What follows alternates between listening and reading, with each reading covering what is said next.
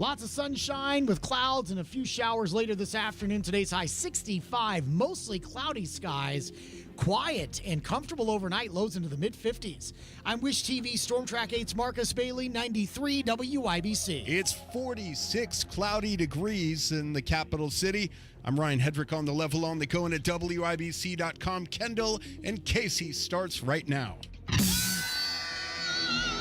You're listening to Rob Kendall. When we talk about sending money somewhere, we're talking about printing the money because we have no money. And Casey Daniels. My government would never lie to me, would they? On 93 WIBC. What are you laughing about? You know, the world has a way of working itself out, Case. Yeah? And in the case of Mike Braun, he is finding that out in real time because, well, of course, he screwed the public this week, and now it's all coming right back on him. Boy, this is just talk about getting what you deserve and reaping what you sow. He is getting his in real time. It's like Jim Banks in the elevator. You're getting what you deserved. So the economic forecast came out yesterday for the state of Indiana. For those of you who don't know, they pay people a whole bunch of money to Consultant type people. Tell them, the state does, what's going to happen with the economy. And, you know, this is what I always chuckles about these economic forecast people. Anybody with any basic understanding whatsoever of the economy and economics would have known when Trump became president, he's going to do these tariffs. And as a result, at the very least, you're going to feel some sort of short-term pain, right? There's going to be some sort of, if not a restriction of the economy, certainly a slowing of growth of the economy. And yet, these just intellectual mega giants down the street from us, over the last 4 or 5 months, have put their budget together as though everything was going to continue to be the magical money printing factory days of the Biden administration, and the House and Senate collectively put together a budget that skyrocketed somewhere between $2.7 and $2.8 billion. And now yesterday, these highly paid consultant people went to him and said, yeah, we're in a lot of trouble. Those economic development incentives not working out so well right now. So the economic bills forecast are coming due. And by the way, all last week when they put out that compromise or whatever it was called on the screwing of you during the property tax discussion, we said, wait, what? Dude, you need to wait. You need to see what the economic forecast is going to be, because not only will the economic forecast tell you how your state is going to operate, but also it will give you a good insight into what is going to be in front of the local governments, which makes sense, right? Whatever's going to happen economically for the state, obviously that's transpiring in our communities. Why don't you just hold off? Right, just slow it down just a sec. There's no pressure unless you just want to get rid of the thing. And this is, now we've hit the nail on the head. Unless you just want to get the thing off your plate to check a box and say, I did it. There's no reason he has, whatever it is, 7 days or something like that to sign a bill once it makes it to his desk. There is no pressure for him to sign, him being Braun or Micah, to sign anything instantaneously. Yeah. And any person who I thought he was this great business guy. I thought Braun was this guy who understood economics and understood how everything worked, and he was going to be the greatest governor ever for the economy. He was like a road runner, like the road runner, you know, where the smoke is coming out of the heels? Like that was him with the pen to sign the thing.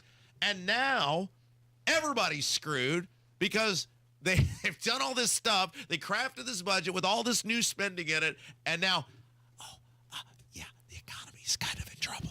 So the big point is there's a $2 billion revenue shortfall, and there's no federal parachute this time. Oh, hey. By the way, raise your hand if for the past 3 or 4 years you've been shouting at these people, hey, you ought not spend every federal dollar that gets dumped in your lap or all of this new money because of all the printed money, because someday this is all going to run out, and y'all better keep a little stash in the reserve so that you know how to weather the storm. Sandbag it. Yeah. Raise your hand if you said, I'm raising my hand, as you can see on the YouTube chat. And now, I mean, think about how just genuinely stupid these people are, that all this stuff is happening in the economy as they're crafting the budget, and they're like, we know we'll spend $2.8 billion more. What could go wrong with that? So you mentioned that Governor Braun was a business owner, and he even said, as a business owner, I navigated through tough times and always came out stronger because he focused on cutting waste, eliminating overhead, and getting back to the basics. No. You're not going to be able to. It's almost a similar thing to what's going on with Musk in Washington. And Braun, again, backroom Braun is, again, being disingenuous with you, the public. You're not going to cut your way out of this at the last minute. There are going to be tax increases that are going to happen because of this. By the way, because those people down the street from us, the General Assembly, they're not into the government cutting business. Every year, every budget, we're talking $2 billion, $3 billion. This year it's $2.8 billion. They're not in the budget cutting business. They're in the government growing business. And as a result, just like with Musk, with what he's doing with Doge, look at the actual tax plan that they're proposing with Trump, the reconciliation package. The spending continues. It doesn't matter what Doge does if the structural spending continues, which it does. Same thing here, Governor, I know the economy better than anyone else. If the structural makeup of the government doesn't change, which you've done nothing, Braun has done nothing to change the structural makeup despite claiming he was going to. Nothing. Bray and Houston, the Flanders boys, the Good Time Fun Gang, are still going to do what they've always done. And at the last minute, what, you're going to just fine $2 billion? No, get out of here. Taxes are going to go up, which is exactly what he did with the property tax thing. So it'll just be par for the course. They're going to raise taxes as a result of this economic forecast because they're incapable of cutting $2 billion out of the state government. Braun said that he's going to work with the General Assembly to craft a budget that is structurally balanced. Oh, this is the one that always gets me. We're going to have a balanced budget. You have to have a balanced budget. You can't print money. You're a state. You're not the federal government. They do this all the time. I hear these local governments do this. I hear these state governments do this. You have to balance your budget. You can't print money. So are they looking now at the cigarettes are going to save them? Oh, they're going to raise the cigarette tax. Absolutely. Everything is on the table. And they are, who's probably really in trouble is guys like Micah Beckwith, because they're looking for reasons to slash everything from him. And by the way, he's given them reasons to, because now he's tried to team up with these guys for 4 months and be their friend instead of recognizing they hate him. They hate him, and they're going to try to take him out. They're going to look for guys like that, and they're going to say, well, we had to do budget cuts. Micah may end up roaming the halls of the State House by himself. It'll be him in his car before it's all said and done. Yeah. Because there's a million here, a million there. Right? Yeah. Don't give them a reason, and you've given them a reason, and you have no defense now. You have no defense because you spent your whole 4 months trying to be friends with these people and ignoring your base rather than listening to people who are telling you what's going on. So, I think there's going to be, look, they're going to look for people and things they don't like. They're going to look for people and things that they've wanted to get rid of for a long time, whether they're good or not. And they're going to say, well, it's a $2 billion shortfall is a great opportunity to settle a lot of grudges. So they say the revenue is still growing, but just not at the pace that the lawmakers had expected. So is that a decrease in the increase, Rob? I don't get how these people can be this stupid. They want to hate us. We are right all the time. And how long have we been screaming about this? Both things. Number one, how are you doing a 2.8, which is what the Senate budget was, a $2.8 billion increase, when even if you don't understand economics, it's in the news what's happening with the economy. Even if you have no understanding of tariffs and how they'll impact the economy. And by the way, look, this is not a statement on tariffs. I think there's an argument to be made. Now, I have said I don't agree with the way Trump is doing it, but the short-term pain, the long-term growth, whatever. But whether you agree with it or not, it's happening. It is happening, and you're seeing the stock market. It's like a slinky back and forth, right? Yo-yo, up and down, up and down. How could you not go, hey, probably not going to be a reliable source of revenue the likes we've had before. Oh, and then on top of that, they're not printing the money and throwing it at you anymore. But yet, we're the bad guys. We're the bad guys. For all these years, we're saying, boy, this is really going to bite somebody in the ass eventually. Well, the ass-biting time has commenced. Yep, no federal parachute to save you this time. Isn't that something, Rob? And it's, look, it's happened with everything. It's happened with Medicaid. They're doing the, and I'm not saying these things are bad. They need to get these people off the rolls. It's utterly ridiculous. But whether it's Medicaid or this budget, they have boxed themselves in because they have been in the legalized vote buying business. Mm-hmm. This is what the Republican Party, especially the last 8 years, even to some extent under Pence, post-Daniels, has done. They've been in the legalized vote buying business where, because they have these super majorities, they don't have to worry about defeat, and they just hand out money to buy support to keep themselves in office. And now it is time to pay the piper. And boy, howdy, it couldn't happen to a nicer group of people at a nicer time in our history. Okay, so we've been saying that your local governments are going to start taxing you more to make up for property taxes. That was in the bill, SB 1, right? That's correct, yes. Guess what? What? Happening already. No way. Yes, already. Now, like 48 hours in. I'm gonna have a little challenge when we come back, Casey, because I'm gonna try to grow in real time. Okay. Okay. I'm going to describe what's happening without name calling anyone. Oh. I'm going to use a lot of verbs to talk about what's happening to society. Right. All right. Well, we're gonna head up north coming up on 93 WIBC. Understand, this is about money. 1,000%. They started this. When you work, We are going to make some noise today. Eliminate property taxes now. Hanging out with us, it's fun. Right. when you drive home, Is it time to try something new, you think? Because it hasn't worked, and maybe try something new. traffic when you need it, Stopped on 465 again. and updates all the time. I'm Ryan Hedrick on the level, on the go. Stay in the know wherever you go with 93 WIBC. Indiana patients rely on many types of pharmacies to access their medications and critical healthcare services. But a proposal being considered in the Indiana legislature called SB 140 would disrupt access to medications for Indiana patients. SB 140 would impose government mandates blocking access to critical pharmacy options and services in Indiana. Lost access to pharmacy options would directly harm many of Indiana's most vulnerable patients, including patients fighting cancer and heart disease, many of whom rely on specialty pharmacies for their care. SB 140 would even hike costs for Indiana patients by imposing a $10 tax on every prescription filled in the state. That would often fall directly on the patient. Tell your state legislator, protect access to medications, reject higher costs. Put Indiana patients first by voting no on SB 140, paid for by conservatives for lower healthcare costs. It's tax season, and at LifeLock, we know you're tired of numbers. But this one you need to hear. $16.5 billion. That's how much money in refunds the IRS flagged for possible identity fraud last year. Now, here's a good number. $100 million. That's how many data points LifeLock monitors every second. If your identity is stolen, we'll fix it guaranteed. Oh, one last number. Save up to 40% your first year with promo code NEWS. Visit lifelock.com for the threats you can't control. Terms apply. This Easter, come join us at Life Church as we celebrate the unstoppable power of God.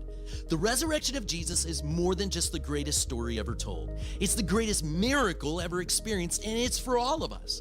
You're going to feel right at home with our friendly community, our passionate worship, and a life-changing message. Our kids ministry will make it a special day for your kiddos too. So discover the life-changing power of Jesus this Easter Sunday. Visit lifechurchin.com for service times and locations. Hey folks, Scott Wilson here from Wilson Farm Market. Even in winter, we're bringing you the best in farm fresh flavors. Stop in for our fresh salad bar, hot and crispy wing bar, and a cheese selection that is second to none. Got a sweet tooth? Our homemade pies, creamy fudge, and old-fashioned candy will hit the spot. Come see us on US 31 just north of Carmel. We're open every day 9 to 6. At Wilson Farm Market, we're all about fresh, local, and delicious. See you soon. Hi, Jeff Roush for Tom Roush Lincoln. Right now, get Lincoln's employee pricing on most all new Lincolns at Tom Roush Lincoln in Fishers. Get up to $20,000 off select 2024 Navigators, up to $8,000 off select 2024 Nautilus, or up to $7,000 off select 2024 Corsair at Tom Roush Lincoln in Fishers. Navigator MSRP 105,575, Nautilus MSRP 6195, Corsair MSRP 47,820. Offers good through 4/30/2025. Navigators excluded from employee pricing. Subject to credit approval. See dealer for complete offer details. Lanny went to college and racked up huge debt. A little bit over $100,000.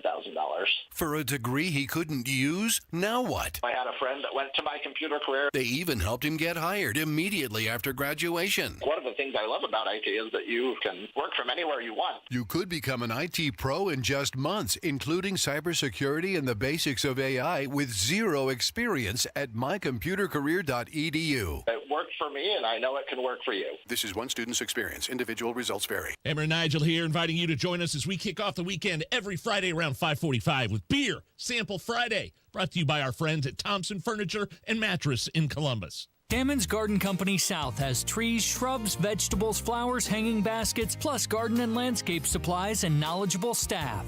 Hammond's South on Emerson Avenue.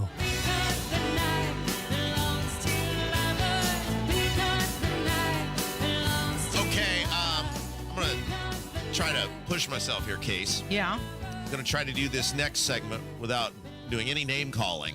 Look at you. Just using verbs to describe how our audience is being let down. Sometimes I like to push my boundaries here on the program, become a better human. I like it. Let's see if we can pull this off. You tell us what's going on, and then I'll weigh in here. Okay, well, we've talked about Indiana Senate Bill 1 that Governor Mike Braun rushed to sign just as quickly as possible, and we've talked many times how they're going to raise your local taxes, right? All right, let me take a stab at this, so just practice before we get into the story. A lot of people rightfully feel abandoned and let down that the governor rushed his signature to Senate Bill 1. Yeah, that was great. Is that good? You're doing All really right, here great. we go. See, this is what we're in for this segment. Roll with it, Case. So Union Township, which is up north, just south of South Bend, it's like Lakeville area. Your neck of the woods? Yeah, they have approved a $1 million bond. And this is because they say they're worried about potential funding cuts due to property tax reform signed by Governor Braun. Now, this is related to their EMT service. Yeah, their staffing. And what they're saying is because, now remember, what did I tell you about how this property tax bill works? Let's do the example again. When was it? Wednesday when he signed? Tuesday when he signed? Whatever day he signed. Before Tuesday, when Governor Braun abandoned his base and caused great discouragement to the majority of the state by signing this property tax bill, the property tax system worked like this. There was a giant rain barrel. And I know some of you heard this example before, but we have new people all the time. So there's this giant rain barrel full of rain, and it is taking in the majority of the rain. And then next to the rain barrel, we have little bitty rain barrels that just have a little bit of water in them. And two of the rain barrels, in fact, are totally empty. These rain barrels were your local income taxes. So because property taxes, which is the giant rain barrel, was absorbing all the rain, and the property taxes are quote unquote capped. Now we all know how unreliable that is based on the assessments raising and the frustration that causes people, and the consternation that causes people. But property taxes are funding the majority of the freight, and those property taxes are quote unquote capped. Now, what they have done is they have, in an attempt to, many people feel, mislead the public, they are taking money or taking water out of this rain barrel, and they are dumping that water now into these other little barrels that were previously not as full. So you still have the same amount, and it's still raining, by the way. So you still have the same amount of water or more. It's just in different buckets, and they want you to believe that they have somehow created less rain. What these local governments are recognizing, and again, to the frustration of many, as our radio show has laid out over the past week, local governments are not going to deal with less money. They're not going to end up with less money, because local governments, just like the state government, do not operate in the government cutting business. They operate in the government growing business. So two things are happening. One, as you're seeing here with this small fire provider unit, emergency service provider unit, whatever you can call it, they're acting quickly because they're concerned about the impact of this bill, and they're not going to not do the things. They're not going to not hire the people, buy the fire, buy the stuff, whatever. But what you're seeing also is that they're acting in advance. They otherwise wouldn't have acted because they would have allowed the property taxes to take care of themselves.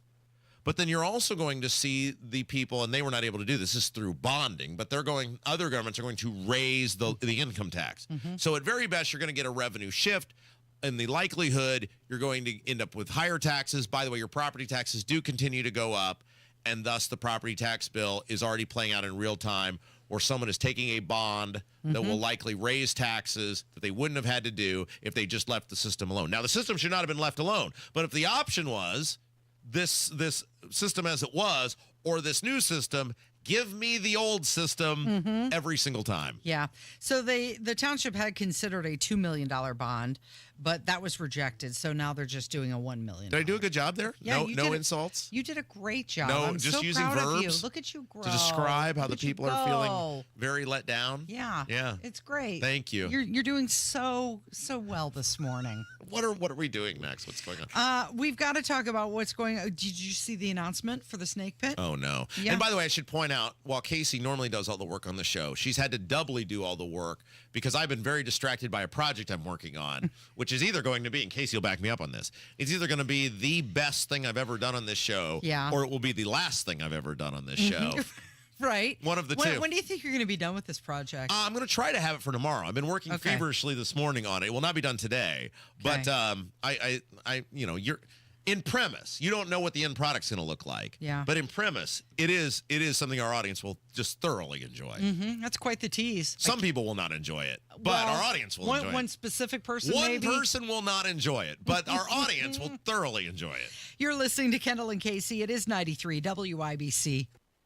Your future holds so much potential. The question is, are you planting the right seeds today to make it flourish?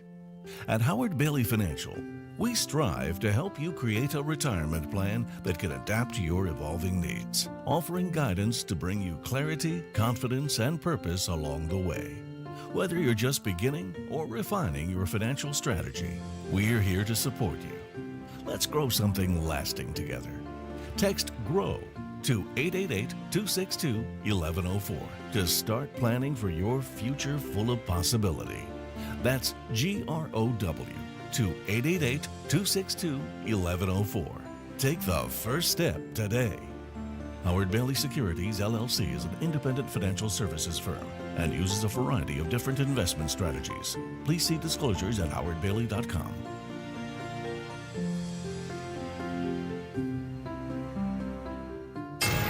'93 WIBC Mobile News. On the level, on the go. All severe weather threats are on the table right now. No severe weather. Your radar is clear. The sky is cloudy, and it's 46 degrees downtown. Your high today, 67. I'm Ryan Hedrick. Here's what's trending at 9:31. You could get some rough weather Friday night. We're expecting wind gusts of 30 to 40 miles per hour just during the afternoon hours. Forecaster Andrew White at the National Weather Service, Indianapolis. But then the focus shifts to that potential for severe weather as a cold front moves through during the overnight hours. And he says severe weather will move out by Saturday, but rain off and on through Easter weekend. Some counties may be losing some of their judges, all in the name of savings. Here's Chris Davis. Judges make about $183,000 a year, and magistrates make about $146,000. A bill that passed the state Senate Wednesday proposes doing away with some of those positions to save money using a formula that uses caseload to determine how many judges are needed. If it becomes law, the bill would eliminate judges in Blackford, Carroll, Gibson, Greene, Jennings, Monroe, Newton, Owen, Pulaski, Rush, and Scott counties, along with 6 juvenile magistrate positions in Marion County. Savings the first year, about $750,000. Chris Davis, 93 WIBC Mobile News. President Trump says he wants the IRS to revoke Harvard University's tax-exempt status after the school said it wouldn't cave into Trump's political demands. Your opening bell report on 93 WIBC brought to you by Absolute Wealth Management, LLC. Checking the major indices, the Dow down 411 points to 39,669.39. The S&P up 29.5 to 75.7, and the NASDAQ is up 151.5 to 18,257.64. I'm Ryan Hedrick on the level on the go and at WIBC.com.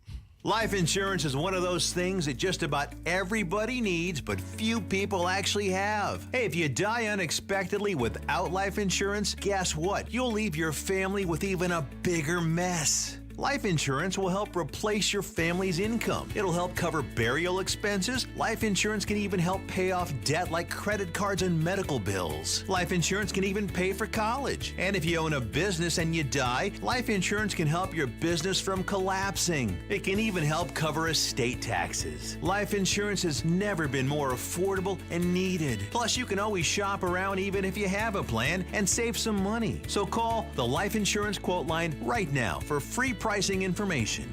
800-917-8730. 800-917-8730. 800-917-8730. That's 800-917-8730. This is the story of the one who, as a maintenance specialist for a historic high-rise, knows that vintage charm historically needs constant attention. Which is why when it's time to upgrade turn-of-the-century mechanicals, they turn to Grainger. With easy access to 1 million-plus products and the scale to deliver when and where you need them. The right tools and supplies are never far away. So the one can keep that vintage building running like new. Call, click Grainger.com, or just stop by. Grainger, for the ones who get it done. It's the first day of the first grade, and she found a new best friend. It's a laid-back Sunday afternoon you wish would never end. The homemade taste of Bluebell and good friends gathered round. The good old days are being made right now. Chocolate lovers are going absolutely bananas over our new Bluebell Banana Fudge. Rich milk chocolate ice cream swirled with a scrumptious banana-flavored ice cream. Your favorite banana fudge bar, now in a carton. The good old days are being made right now. The good old days are being made right now. Look for Bluebell ice cream at your local grocer and pick up your favorite flavor today. Well, given the troubles with the stock market today, your Social Security income becomes a lot more important in retirement. And that's why it's critical you make a smart decision and don't leave any money on the table. Learn how you can squeeze every nickel out of your benefits with a free Social Security analysis from Bill Demery, your retirement guy. Bill Demery knows Social Security. He's done it for thousands of people, and he's my retirement guy. This analysis tells you how and when you could get the most income from Social Security while considering your taxes, spousal benefits, even your Medicare premiums. So if you've saved more than $200,000 and have not yet filed for Social Security, schedule that free analysis right now by calling Bill Demery. 317-648-5120. 317-648-5120. It's a free analysis. Just call 317-648-5120. You're listening to the Kendall and Casey Show on 93 WIBC. Okay, so general admission, the wristband's $75. VIP ROM, $190. What? Yeah. But that does include a raised stage view, private bar, bathroom. This is some sort of exclusive concert, then. Mm-hmm. We're talking about the Snake Pit, right? That is not an exclusive concert. Got to be 18 or older. That's a large mess. Mm-hmm. Big vibes. Over 20,000 fans were expected. How much? 190. There's 190,000 people in the Snake Pit. No, 20,000 fans. You said how much? I thought you meant for the ticket. I was like, yeah, okay, very good. So there's 20,000 people in the Snake Pit on race day during the Indianapolis 500. One of the best events of the year. And you've got Rob Gronkowski, who's going to be there. Former NFL football player, tight end. He's going to be the Grand Marshal. Grand Marshal of what? Of the Snake Pit. There's a Grand Marshal for the Snake Pit? He was named Grand Marshal of the Indy 500 Coors Light Snake Pit. No kidding. Mm-hmm. Kev, you strike me as someone who would enjoy a good snake pit. Have you ever been to the Snake Pit? I've actually never been, but I want to try it out Seems sometime. like it'd be right up your alley. Like, those are your people in the Snake Pit. They do a lot of raves there and stuff. I don't think there's much actual race participation going on in the Snake Pit during the race. Now, they have actually cleaned that up quite a bit from where it was in the 70s and 80s. I think it was basically, I don't know, I've never been to war, but I'm guessing it, for those who have, might say it resembled a war zone. And I think it's obviously been corporatized. And so I think while there's quite a bit of shenanigans that go on, I don't think it's near the experience it was 30 or 40 years ago. Well, Gronk said that this is one of the coolest combinations of sports and music out there. I'm ready to get the party started. You and Kev should go to the Snake Pit this year. We should. Isn't that right inside turn 3?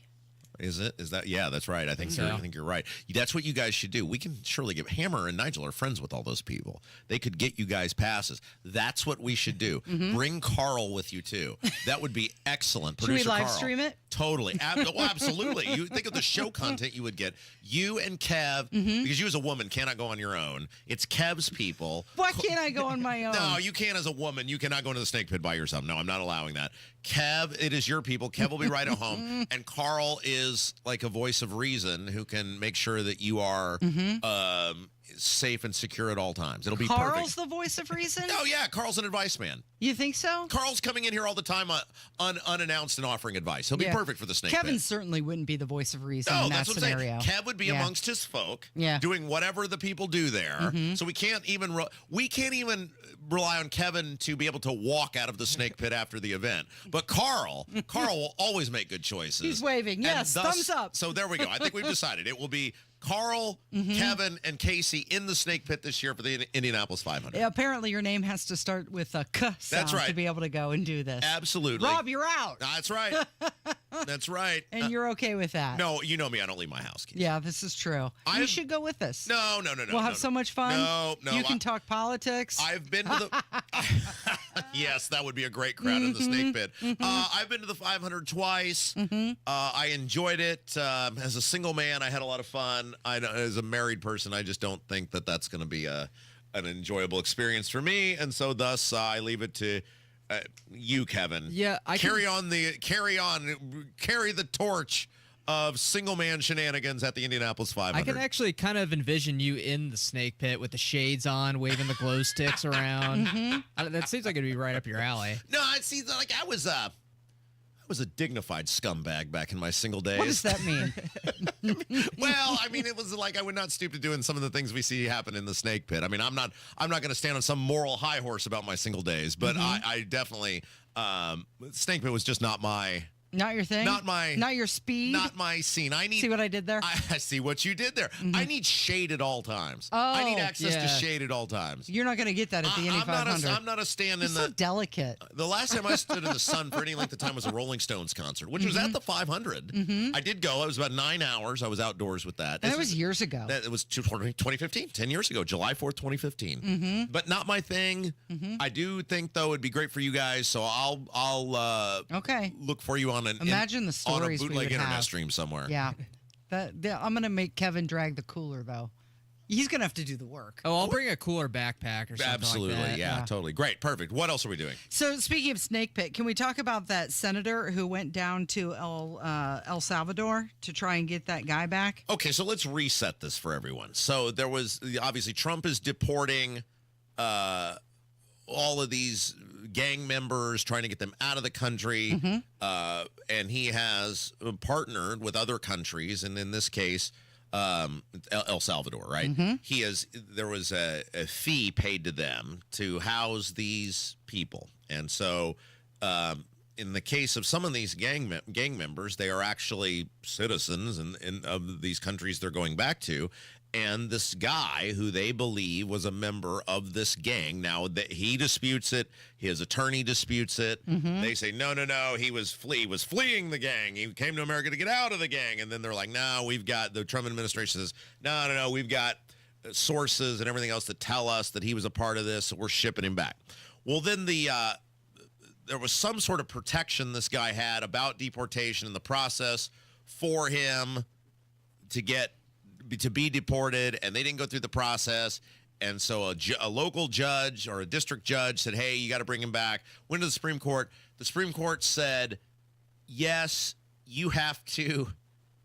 I forget what the exact wording was, but they basically said, you facilitate. I think they said facilitate. You have to facilitate his return to the country. Well, the country in question, El Salvador, was like, we're not giving him back. And Trump was like, gee, that's too bad. Bye. Okay. And rightfully so. The argument Trump is making with a side smile is, hey, they're a sovereign country. They said they're not giving him back. What do you want us to do? Invade the country? And the Supreme Court's like, well, we never pondered that. No. We don't have an answer. Bye. Not so much. So the senator from his state in Maryland flew all the way down there to do what? Get him back? No, grandstand. He went all the way down there to grandstand. Oh, that's the word we're looking grandstand. for. Showboat. He managed to not even get a phone call with the guy, traveled all the way down there. It's just an absolute waste of money is what it was. So I asked him if I could get on the phone, either video phone or just a phone, and talk to Mr. Abrego Garcia. So I could just ask him how he's doing so I could report back to his family. He said he could not arrange that. He said maybe if the American embassy were to ask, maybe that could happen. So I will certainly ask the American embassy to ask the government of El Salvador to connect us by phone. So we have an unjust situation here. So, okay, so that was Chris Van Hollen, by the way. I don't know if he said his name. He's a Maryland senator, Democrat. Think of the effort they're putting into this guy versus American citizens who have been killed by illegal immigrants. Think about the effort they're putting into this guy versus, like, say, Laken Riley. Well, and that's to your point. So the other one, Rachel Morin, her mom was speaking yesterday, and she was saying that this senator flew all the way down to El Salvador, and he didn't even acknowledge the death of her daughter. To have a senator from Maryland who didn't even acknowledge or barely acknowledged my daughter in the brutal death that she endured, leaving her 5 children without a mother, and now a grandbaby without a grandmother, so that he can use my taxpayer money to fly to El Salvador to bring back someone that's not even an American citizen. Why does that person have more right than I do, or my daughter, or my grandchildren? I don't understand this. Okay, so Chris Van Hollen voted against the Laken Riley Act, which here is how the Senate.gov describes the Laken Riley. I almost pulled a Biden there. Lincoln Riley, also the coach for USC. A bill to require the Secretary of Homeland Security to take into custody aliens who have been charged in the United States with theft and other purposes. He voted against that, but he's going to go to El Salvador to try to get this guy back into this country so he can be deported again. By the way, keep in mind, if they bring him back, all the judges said Trump has to do is go through the proper process. They didn't say the guy can come back and live here forever. They simply said, Trump, if you're going to kick him out, here's how you got to do it. It's not like this guy is some, stalwart of the community. It's not like he's some legal citizen. And his wife allegedly filed a domestic violence report against him. And then now she's coming out saying, no, I just did that because of a past situation, and I just did that in case it escalated with this guy. Yeah, I mean, this is utterly ridiculous that they are going to the ends of the earth to try to get this dude back when he won't even vote for an act to secure our country from illegal immigrants. Like, it is completely and utterly ridiculous. You're listening to Kendall and Casey. It's 93 WIBC. Coming up on Tony Katz today, Judge Boasberg is nuts. After the news at noon on 93 WIBC. Meanwhile, at Xfinity. So, influencer life going well? Oh, yeah. I'm up to 32 followers. Oh, that's something. Yeah, posting my tap dancing videos is easier than ever because we engineered Xfinity Internet with 99.99% network reliability. Plus, Xfinity Mobile with Wi-Fi Power Boost gives you ultra-fast Wi-Fi at home and on the go. But wait, tap dancing? You don't tap dance. Hey, what I lack in skill, I make up with passion. Do more of what you love and love how fast you do it with Xfinity Internet and mobile. Through June 23rd, get 400 megabit Xfinity Internet with free equipment and unlimited internet data. Plus, get one unlimited 5G mobile line included, all for $40 a month for 1 year. And ask how you can get a free 5G phone. Visit Xfinity.com, call 1-800-XFINITY, or visit a store today. Restrictions apply with paperless billing and autopay with stored bank account. Xfinity Internet required. Taxes, fees extra. After 1 year, rate increases to $70 per month. After 2 years, regular rates apply. Actual fees vary and not guaranteed. The following is a paid advertisement sponsored by Legal Help Center. May not be available in all states. Have you or your loved ones been injured in an accident that was not your fault? Listen up, because you need to call the Legal Help Center. They handle all types of accidents, from car accidents, motorcycle, DUI, rideshare, to workplace injuries, slips and falls, and many more. Legal Help Center was created to be a reliable resource, connecting injured victims to local area attorneys with experience in your accident. Legal Help Center representatives are ready to answer your questions and provide you a free consultation. Find out if you have a case and how much it's potentially worth. If you've been injured from an accident that was not your fault, you need to call. Get your life back, know your legal rights, and get the financial compensation you deserve. Let Legal Help Center connect you with a law firm who can answer your questions. Call Legal Help Center for a free consultation. 800-438-8080. Speak to a live agent now. 800-438-8080. 800-438-8080. It's JMV, and come enjoy this beautiful spring weather at Miss M's Home and Garden in Bargersville. The Garden Center has a huge selection of high-quality annuals, tropicals, trees, and shrubs. The spring blooms are filling up the nursery lot, and the greenhouse has what you need to beautify your porch and landscape. Easter decor is 50% off at the Garden Shop through April the 19th. Visit Miss M's for all things home and landscape this spring. Miss M's is located on State Road 135 south of Whiteland Road in Bargersville, closed Easter. This is the story of the one who, as a maintenance specialist for a historic high-rise, knows that vintage charm historically needs constant attention. Which is why, when it's time to upgrade turn-of-the-century mechanicals, they turn to Grainger. With easy access to 1 million-plus products and the scale to deliver when and where you need them. The right tools and supplies are never far away. So the one can keep that vintage building running like new. Call, click Grainger.com, or just stop by. Grainger, for the ones who get it done. From a fast break to recovery, Indiana hospitals are here for every Hoosier, regardless of their ability to pay. That's why we're teaming up with legislators on a winning playbook to lower costs and protect access to care across our communities. Because good policy doesn't leave anyone on the sidelines. Learn more at HoosierLifeline.com. Paid for by the Indiana Hospital Association. Hi, Jeff Roush for Tom Roush Lincoln. Right now, get Lincoln's employee pricing on most all new Lincolns at Tom Roush Lincoln in Fishers. Get up to $20,000 off select 2024 Navigators, up to $8,000 off select 2024 Nautilus, or up to $7,000 off select 2024 Corsair at Tom Roush Lincoln in Fishers. Navigator MSRP 105,575, Nautilus MSRP 6195, Corsair MSRP 47,820. Offers good through 4/30/2025. Navigators excluded from employee pricing. Subject to credit approval. See dealer for complete offer details. The WIBC mashup is everything you love, from fiery debates to laugh-out-loud takes, all in one podcast. No weak sauce, just the best of the day each weekday. You can find it wherever you get your podcasts. Okay, we'll talk about Trump's approval rating in a second. Yeah. But something just occurred to me. What's we got that? to get into it. 2005 was 20 years ago. Do what now? 2005 was 20 years ago. Correct. How is that possible? Like I saw. Does it feel like it should be closer? Well, I was perusing the Daily Mail, and they had some clip of Tom Cruise ripping on Big Pharma back in 2005, and I'm like, wow, Tom Cruise is looking really haggard in this photo that they posted of him now. And then I saw a photo of Tom Cruise from 2005, and I'm like, wow, he went downhill fast. And then it was like, oh, wait that was a minute, 20, that was not 20. so fast. How old is Tom Cruise? Oh, he's got to be in his early 60s. I will say 62. Kev, Cruise. Price is Right rules. You go over, you lose. I'll say 62. 61. 61. You got it right on the nose. Am I right? Yeah, 62. No kidding. Yeah.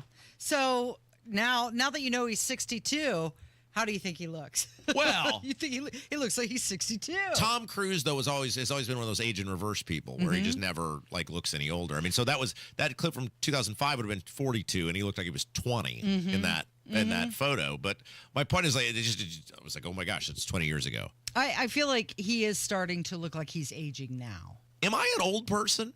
Yes. Really? Well, no, you're what? Mid-range? You're mid. Yeah, you're 40, right? Yeah, I mean, it's midlife. So I am an older person now. I think if you were to ask someone younger, they would say you're old. Yeah. Really? Yeah. But look at me. I think 40's the new 30. Thank you, Kevin. Is that it, Kevin? I think so. Because Kev's about to have a birthday. He is. A big one. He's going to abandon us on his actual birthday. So, Kev, tomorrow is your birthday for the premise of the show. Yeah. Do you have big plans, Kevin? Not really. I think I'm just going to celebrate it with family and some friends. So, do you care if I tell people how old you are? Do you care? I don't care. Kevin is going to be 30. 30. And Kevin doesn't look anything like 30. Dirty Like 30. if I looked at Kevin right now, I'd be like, that is a guy in his early 20s. I would think Kevin is in his early 20s. Yeah. And so Kevin has all the advantages now at 30, which is the life experience, but looking young. right. You look like you could walk into a college bar right now, Kevin, and people would not be like, why is this old guy Did here? we ever find out how old Tony Katz really is? Yes, I found out the number. The actual number. Yeah.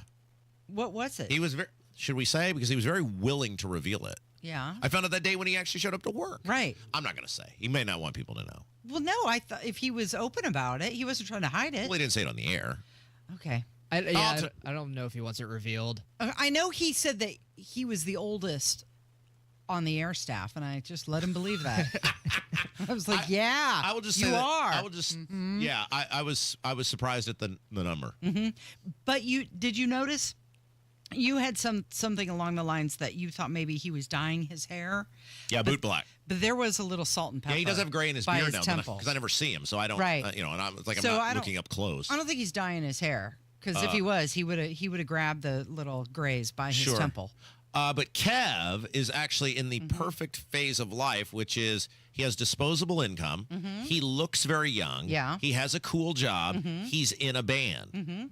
30 could be your greatest year yet, Kevin, if you'll just maximize the opportunities that are sitting in front of you. Yeah, I'm always trying to move forward. That's right. Are you going to bring him cupcakes or a brownie or something? I don't know what I'm going to do tomorrow. celebrate? I don't know what I'm going to do tomorrow. I feel like we have to do something for Kevin's You birthday. should totally do something. Kevin, Yeah, you don't have to, but if you wanted to, I'd be appreciated. would you rather have a sweet treat or an awesome alcoholic beverage? Oh. What would you rather have for your birthday? Which one would be better? Because it's your birthday. It's not mine. Right. I mean, I know what I would choose, but I'm going to leave it up to you because it's your birthday. I mean, that's tough because I'm cutting back on drinking, but I am. You got to live a little bit. It's your birthday. That is true. Only 30 once. You know what? Yeah, how about an alcoholic beverage? Very good. Okay. That's what you would. Because May just got back in town, so I can't make you a cake like we did Kurt. Yeah, I don't have Can't too put much, that on her. Yeah, I don't have too much of a sweet tooth now, so Okay. alcohol's fine. Very good. We'll drink a cold brew. Lopez will be with us. I'll get Lopez one. We'll have a celebratory beverage Sounds good. in honor of In Kevin's birthday. honor of Kevin turning 30. Are you thinking champagne or beer? No, I'm thinking like something like normal people would drink, Kevin. Like the dudes would drink. Are you thinking champagne? Yeah, I just want to pop a bottle in the studio. Are you thinking a white wine spritzer, Rob? Yes, Rob's Kevin. like, no, a beer, dude. How about that? With the white glove service, Carl is going to roll in here with his white gloves on and serve you the champagne on That'd be your awesome. on your birthday, Kevin. It'll be Have a little hors d'oeuvres canvassing around the studio. all right. When we come back, Yeah. can I talk about the last thing I said to the governor in our meeting last summer Yeah. and how I don't think he processed it like he said he was processing it. He But I thought don't think he was- I understood, don't but think he was didn't. He was actually processing this. I think we should have this discussion. We have to discuss that. And also, I want to hear the response that you got back from the Inspector General. Oh, that's right. I submitted Diego stuff, and About Secretary of and they State emailed being me in back. India. Totally. That's right. I was burying the lead. Yeah. And I got to work on my project. This thing I'm working on that everybody but one person I think is really going to love. Our bosses probably won't like it, but you will. You, the audience, will. It's Kendall and Casey. It's 93 WIBC.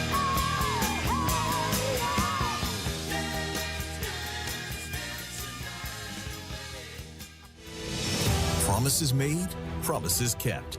Governor Mike Braun's bold leadership is already getting things done for Hoosiers. Governor Braun and State House Republicans are delivering massive property tax cuts. We're talking nearly $1.5 billion in relief. That's real money back in homeowners' pockets. But Braun didn't stop there. He cut local income tax capacity by nearly $2 billion and capped the local income tax rate to protect Hoosiers.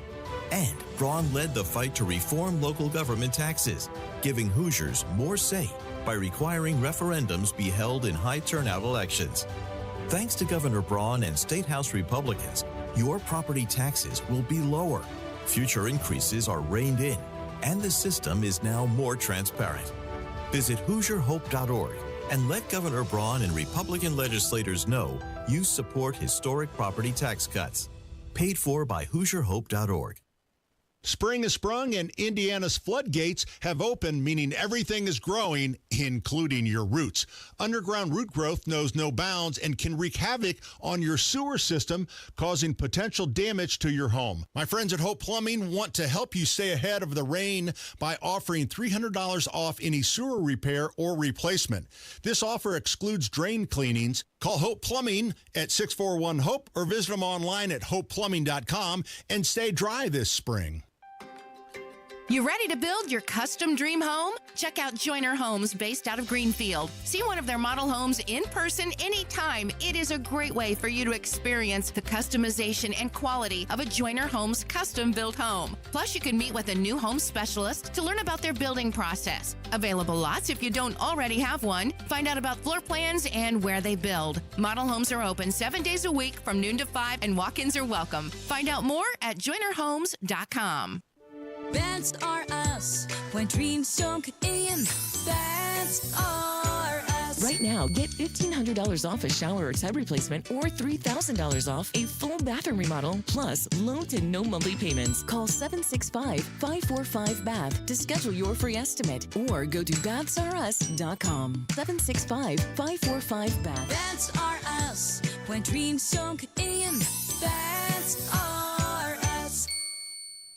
Hey, it's Matt Bear. Warm weather is coming, and now's the time to call Cochran Exteriors to beat the spring rush. Roofing, siding, windows, doors, gutters, and more. My friends at Cochran Exteriors will give you a free consultation with options to meet your budget, and all without the high pressure or gimmicky sales tactics. Over 10,000 satisfied area customers, a lifetime workmanship warranty. It's why Cochran Exteriors is my choice. Visit CochranExteriors.com.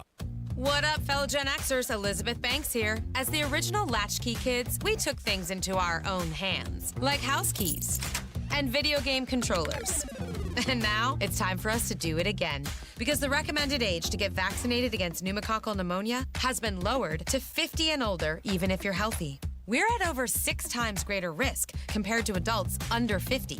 So go to vaxassist.com and schedule. Gen X, this is our shot. Sponsored by Pfizer. Coming up in 2 minutes from the Technology Recycler Studios, the weather changes, and so has the timeline for Friday's severe weather possibilities. Indiana's financial situation is not exactly looking up at the moment. You'll hear what lawmakers have to say about that. Those stories and more after Fox News on 93 WIBC. WIBC HD1 Indianapolis, it's 10 o'clock. More pressure on Harvard. I'm Chris Foster, Fox News. After freezing more than $2.2 billion in multi-year grants and contracts and threatening its tax-exempt status, the Trump administration is pulling more money from Harvard University and threatening to ban foreign students from enrolling. Homeland Security Secretary Kristi Noem terminated 2 Harvard grants totaling more than $2.7 million for the university. In a statement, Noem blasted the Ivy League school as having an anti-American, pro-Hamas ideology and said Harvard is unfit to be entrusted with taxpayer dollars. The Trump administration's ordered Harvard to submit records on some visa holders by April 30th or risk losing its certification to enroll some foreign students. Carmen Roberts, Fox News. The wife of a man deported from Maryland to El Salvador, now in prison there, says he's not in a gang and not dangerous. Jennifer Sura says she and Kilmar Abrego Garcia were able to work through their problems after she filed a temporary protective order against him in 2021, then never followed through. Rachel Morin was murdered by another immigrant from El Salvador in Maryland. Her mother talked about it and met with President Trump yesterday at the White House. I wanted people to understand just how brutal that they are and how they can just take a life without even giving it a second thought, and that this is a safety issue. Patty Morin on Fox and Friends. President Trump meets today with Italy's Prime Minister Meloni about trade tension with the European Union. The Menendez brothers' resentencing hearing is scheduled to start today in Los Angeles. A judge will consider whether Eric and Lyle Menendez should be resentenced for the 1989 fatal shootings of their parents. The pair, who have been serving life in prison without the possibility of parole since 1996, challenging their convictions, citing new evidence they say supports their long-running claims that their father sexually abused them and they feared for their lives. It's Fox's Kristen Goodwin. America's listening to Fox News.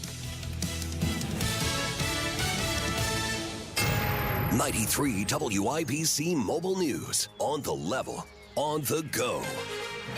Adjusting the timeline. Right now, mostly cloudy, 50 degrees in downtown Indy, but it feels like 40. I'm John Herrick. This report is brought to you by Window Nation. Here's what's trending at 10:02. Severe weather is supposed to arrive in Indiana on Friday. Casey Fuson is with the National Weather Service in Indianapolis. The most likely times that we'll see some scattered severe storms possible will be from 11 p.m. Friday night into around 7 a.m. Saturday morning. She says the tornado threat is there, but she also says it's relatively low. No plans for a special session so far. Jake McDaniel reports that Indiana's facing a difficult financial situation. Slower job growth and drops in corporate profits are bringing down tax income, and that is leaving Indiana over $2 billion short through 2027. Lawmakers say having over $2.5 billion in reserve on paper won't be enough. For now, while education cuts aren't the first choice, they're not completely ruled out. Jake McDaniel, 93, WIBC Mobile News. $3.05 a gallon is the statewide average for gas today, says Gas Buddy. Sheridan has the cheapest gas in the state at $2.62. You might remember hearing about 3 people shot Thursday afternoon on Indy's east side. Police say it happened near East 16th and North Ritter. Any active violence in our city is disturbing. Anytime a person is injured by gunfire is disturbing, let alone 3 people. IMPD officer Drew Brown says the victims were lucky that a hospital was nearby. 1 person's in custody so far, but Brown says they're not done investigating. Tonight is the spring game for the Indiana University football team. IU head coach Kurt Signetti discussed this week where his team is at this point. We're getting better. We got a long way to go, and we're learning about the new guys. And they're learning about us, and we've got a lot of nice pieces out there. The game starts at 8. The Hoosiers went 11-2 last year and made the college football playoff. I'm John Herrick on the level, on the go, and on WIBC.com. 10:04, Kendall and Casey coming back in 1 minute. WindowNation.com, that's where you go to replace your cold, drafty windows with energy-efficient ones from Window Nation like I did. I love my Window Nation windows. I've saved a ton on energy bills, and your new windows can be installed in 1 day or less. Go big or go home, and that's what they're doing at Window Nation. Right now, get 4 windows for free with every 4 that you buy. And there's no limit. The more you buy, the more free ones you get. 0 interest, 0 payments for 2 years. You don't pay anything until 2027, and you get 4 windows for free when you buy 4. And on top of that, get a free entry door when you buy a house full of windows. This deal is not going to be around forever, so you got to hustle. 866-90-NATION. That's 866-90-NATION, or go to windownation.com. Tell them Hammer and Nigel sent you. This hour on 93 WIBC, powered by Dammon's Garden Center West on Rockville Road. You're listening to Rob Kendall. When we talk about sending money somewhere, we're talking about printing the money because we have no money. And Casey Daniels. My government would never lie to me, would they? On 93 WIBC. Casey, I sent an official correspondence to my government yesterday. Yes, you did. How'd it go? Well, I heard back. Oh, okay. So you you filled out a form is what you did. But then I started corresponding. Oh, It was really? back and forth. Okay, so yesterday while we were on the air, you were filling out a form with the Inspector General's office regarding Secretary of State Diego Morales' trip to India. That's correct, because nobody seems to be willing to get answers from this guy on what the Secretary of State did in his official capacity, acting as the Secretary of State on a 10-day trip to India, which he described as an economic development mission, Right. but he has no economic development responsibility. So when you put together what we know based on the answers that he gave us, or his office, his staff, whatever, gave us, you know the Secretary of State went representing himself as the Indiana Secretary of State. He was not in some sort of, this is not a private vacation. I'm not touring the continent, with just me and my wife having a good time. He went in his official capacity as Secretary of On State. an economic development mission of which he has no economic development responsibility. Yeah. So we know that happened. We know he blew off his Senate budget hearing to do that, which is the most important thing any statewide office holder has, is every 2 years they're securing their budget, their presentation of their priorities to this House, to the Senate, working in coordination with the governor's office, getting those people on board, and crafting a budget that will sustain your office for the next 2 years. We know from their answers of what they would give us that Diego Morales, the Secretary of State, went to India with a guy by the name of Raju Shantala, who is making money off of the office as a, what do you call him, a contractor? Is that what he'd be? Senior advisor is what they called him. We mathed it out, and he's made about $80,000 off of the office. We still don't know what he does. We have no idea what the actual thing is. And we also know, based on his own social media posts, which I got to send that to them as well, Raju Shantala was in India selling access to EB-5 visas. Correct. So you have the Secretary of State disappear. And by the way, disappeared to India. It wasn't like he told everybody where he was going. You had to piece it together after the fact that he was in India. His staff was asked directly multiple times about where he was and would not give specifics on where he was. Limited information is released. Yeah, that's right. So trust me, the people who were asked knew exactly where he was. So you have the Secretary of State disappearing during the most important time in his office, which is the budget session, to India for 10 days, not telling anyone where he's at, on an economic development mission where he has no economic development responsibilities, going with a guy by the name of Raju Shantala, who has what we have pieced together is $80,000 of worth of contracts with his office. And this guy is posting on Facebook that while he's going, and by the way, Raju went with Diego like as a part of the office, right? I mean, that was clear from the answers that they gave. It wasn't like these two are amigos and they're just touring the continent together. So he's there in India while he's there with the Secretary of State, apparently, based on the answers they gave us, as part of his actual job, whatever that is, with the office. Oh, and on the side, it's like I'm going to go play around a golf. I'm going to go sell EB-5 visas for $800,000. Right, exactly. It's not like, hey, while you're in this meeting, I'm going to go shopping. We'll meet back up for lunch later. And then we ask the most important question. Okay, who paid for the trip? Yeah. And they will not tell us who paid for the trip. And this should be the biggest of all the red flags of everything I've just laid out. They will not tell you who paid for the trip.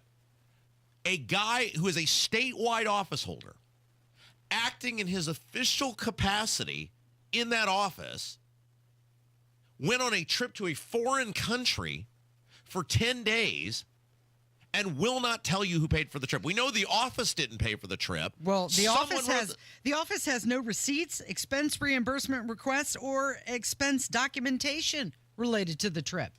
So somebody paid for it. How can that be all right? That someone acting in their official capacity for you, the taxpayer, and you, the taxpayer, have no right to know who paid for them to go act on your behalf. Right. Does that make any sense to anyone? And we have tried everything we know how before going to the Inspector General yesterday, which is we've gone to all the statewide lawmakers. Yeah. We've gone to Diego's office. We have personally asked multiple of these statewide people who have been in their offices or other conversations to look into it. We have personally asked multiple individual lawmakers to look into it. And for some reason, no one will get the answers on who paid for the Secretary of State to go to India. Right. Why is that okay?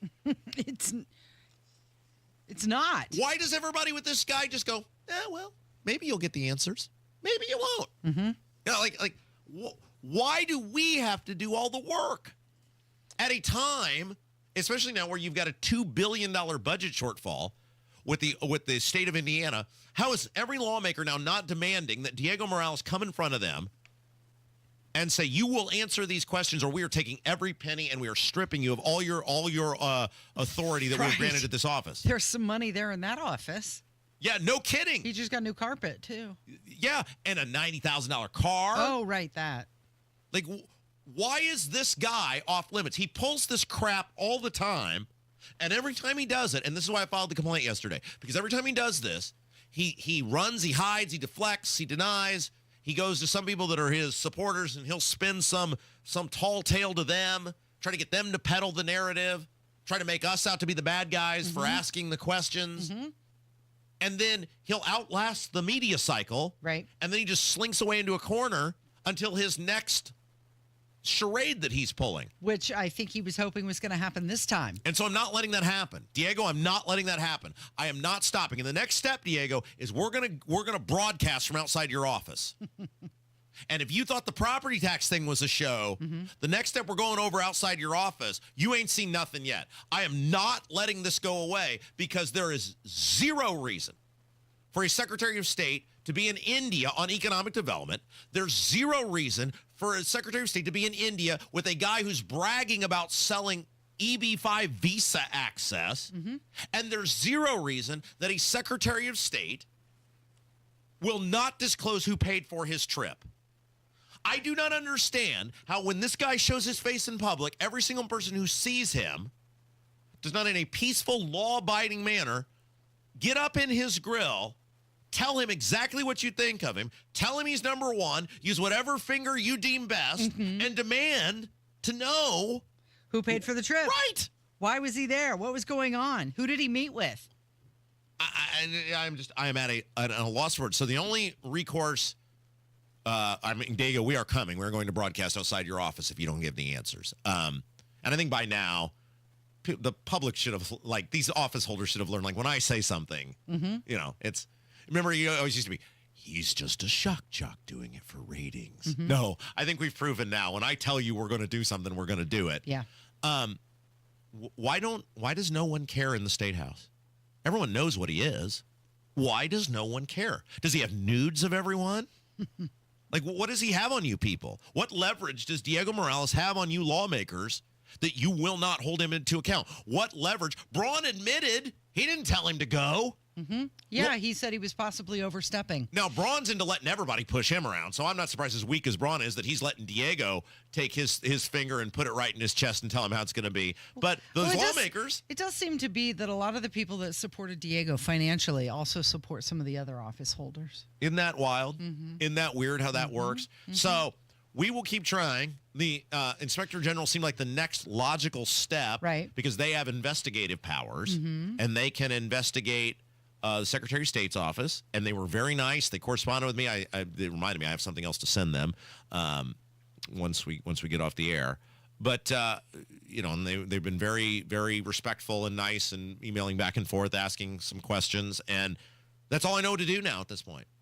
I'm just so disappointed in my government that no one who has the ability to get these answers, whether it's Braun, Micah, nobody is willing to stand up and cause a scene or make a spectacle or make this a priority. I don't understand. Yeah, you've got this business owner right here. He's the founder and CEO of Spripal, and he's saying that he met with Secretary of State Diego Morales and Raju Chinthala.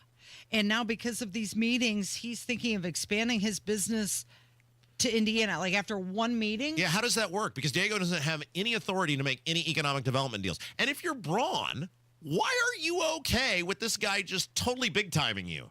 I get it. Houston and Thompson and Bray, they own him. They're his daddy. They are Mike Braun's daddy. We saw that during the property tax thing. I get that with those guys. But this dude, Why are you letting this dude big time you? So what did the Indiana Inspector General say? Was it like, yeah, we're going to look into this. We're going to get back to you. We need more info. Where does it stand? They were very courteous. They sent a very nice letter saying, we've received your information. We'll, give you updates, as necessary or whatever. They said if you have any other information. Now, I had trouble sending the request. And so I think maybe my request was too long because it's one of those automated forms. So I had to shorten the request. So then I sent them. I followed up and said, here is the correspondence I had with his office with the non-answers, which is why I'm reaching out to you guys. Right. Maybe you will find this worthwhile. Okay. And that was and they said, thank you. We received this as well. Have a nice day. Okay. All right. Well, we'll see where this takes us. Nikki Kelly is going to join us next from Indiana Capital Chronicle. We're going to talk about that economic forecast that came down yesterday. It's 93 WIBC. This May, you've got a chance to see what an IndyCar driver's dream garage really looks like. WIBC's Tales from the Track, presented by Relay Indiana, takes you inside Graham Ray Hall Performance, a high-octane hangout where racing meets luxury. Hammer and Nigel sit down with Graham for great stories, laughs, and insights from someone who grew up on the hallowed grounds of the IMS. It's a backstage pass to speed, style, and surprises. Tickets available now at WIBC.com. Tales from the Track, presented by Relay Indiana. It's now open. PA Jewelers at the Farmhouse in Brownsburg, right in front of Premier Arms on Green Street. You got to see the selection. Newly expanded, the gold, the diamonds, the silver, the gemstones, the local artists, and of course, that watch collection. Guys, you got to trust me on this one right here. PA Jewelers at the Farmhouse in Brownsburg, 317-456-4010. That's 456-4010. Or find them online at pajewelers.jewelry. That's pajewelers.jewelry. I'm still going for it, even with higher stroke risk from atrial fibrillation, and a regular heartbeat not caused by a heart valve problem. Over a 3-year study, Eliquis apixaban tablets reduced stroke risk better than warfarin, and over 97% of Eliquis patients did not experience a stroke. A first stroke occurred in 2.9% of warfarin patients versus 2.3% of Eliquis patients. Don't stop taking prescription Eliquis without asking your doctor. It may increase your stroke risk. Eliquis can cause serious and in rare cases fatal bleeding. Don't take Eliquis if you have an artificial heart valve, abnormal bleeding, or antiphospholipid syndrome. While taking, you may bruise more easily or take longer for bleeding to stop. A spinal injection while on Eliquis increases risk of blood clots, which may cause paralysis, the inability to move. Get medical help right away for unexpected bleeding, unusual bruising, or tingling, numbness, or muscle weakness. Medications such as aspirin products, NSAIDs, SSRIs, SNRIs, and blood thinners may increase bleeding risk. Tell your doctor about all planned medical or dental procedures. Learn more at Eliquis.com or call 1-855-ELIQUIS. Hey guys, it's Rob. It's Thursday. That's Thursday, right? Yes, it's Thursday. That means Easter is Friday, Saturday, Sunday. Easter's 3 days away. And this Easter Sunday, if you're looking for, stop laughing at me, Casey. It's hard to do math sometimes. If you're looking for a new church home or even a first church home, if you're feeling called to something different, check out the place we call home, Life Church. They've got some great things planned this Easter Sunday. Campuses all across central Indiana to make it easy for you. Noblesville, Fishers, Eagle Creek, and Pendleton. Many WIBC listeners have found a home at Life Church over the years. Meet them all the time. And by the way, we're one of those. Come to a place that puts community first. Come to a place that puts you first. Life Church. Learn more on the web, lifechurchin.com. This week at Sullivan Hardware and Garden, see their large selection of grills, Weber, Traeger, and Napoleon, along with the Big Green Egg. How much sorrow is there left to climb? How many promises are worth the time? Well, the revenue forecast came out yesterday for the state of Indiana. It's a dumpster fire, and that's going to be bad for everybody. Let's find out exactly how bad. We go to one of the best in the business. Nikki Kelly from the Indiana Capital Chronicle joins us now. Hello. Yeah, it was rough. It's been quite a while since the state has seen such a negative forecast come through. Basically, for your listeners, compared to the December forecast, it's $2 billion less for the budget cycle. So, yes, Indiana revenues are growing more, so they're not year over year going to be under, but they're not going to grow as much as anticipated when they started these budget talks. All right, so we got into this a little bit the first hour, but we'll explain it again. The revenue forecast is how they do the budget. So they say, if we think we're going to have X amount of dollars come in, then we can spend X amount of dollars. So while there's more money coming in, there's not nearly as much as they had anticipated, which means now they're going to have to figure out what they're not going to do that they had anticipated they were going to do. Correct. They either have to find cuts or find revenue. So which one are they going to do? Well, I will say that there will be a discussion on the cigarette tax, which they can, funnel toward healthcare costs. They are related, obviously, and so the Senate Republicans have been sort of holding off on that, and even on Friday when they were talking about their budget, said, well, we want to wait and see what the revenue forecast says. Mm-hmm. So now, let's put it this way: if they're ever going to do a cigarette tax increase, which we have not increased since 2007, we have one of the lowest in the nation. If it isn't happening now, then they're just never going to do it because they need revenue desperately. Medicaid expenses continue to go up. It seems like an obvious ad, but we'll see if they're willing to do it. You've covered these guys for 25 years now, right? So you understand the process better than anybody. Mm-hmm. Here's what I don't understand. They clearly knew when Trump became president there was going to likely be some sort of negative economic impact in the short term related to what he was going to do with tariffs and trade. Like he had laid that out. He had told people it was coming. I don't understand why they projected a budget with basically $2.8 billion of growth if they had to have some idea that things were going to get a little dicey, didn't they? Well, yes. And to be fair, let's talk. They hire an outside national consultant to do an economic forecast, and then they plug those numbers into this state fiscal forecast. So that gentleman, Tom Jackson, came and said the things you're saying.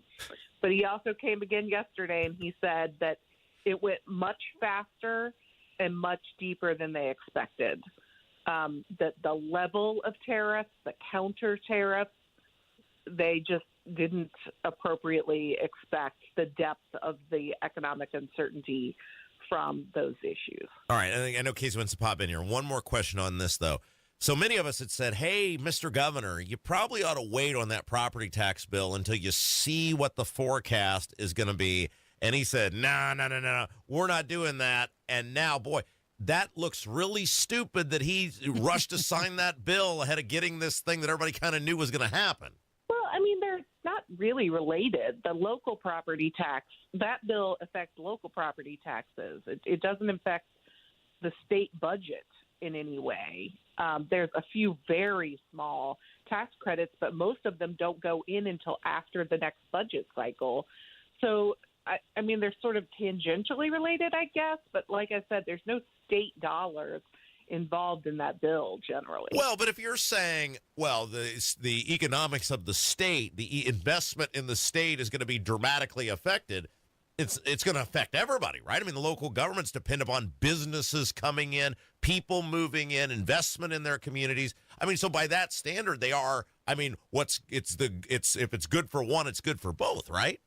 Yeah, I mean, and I think what Brian Mishler said yesterday was, well, the state's in worse position than locals because locals, it'll take a little bit more, and you pay property taxes in arrears. So, what we're paying right now is technically last year's property taxes. So it'll take a little bit more time to get through for locals than it does for the state.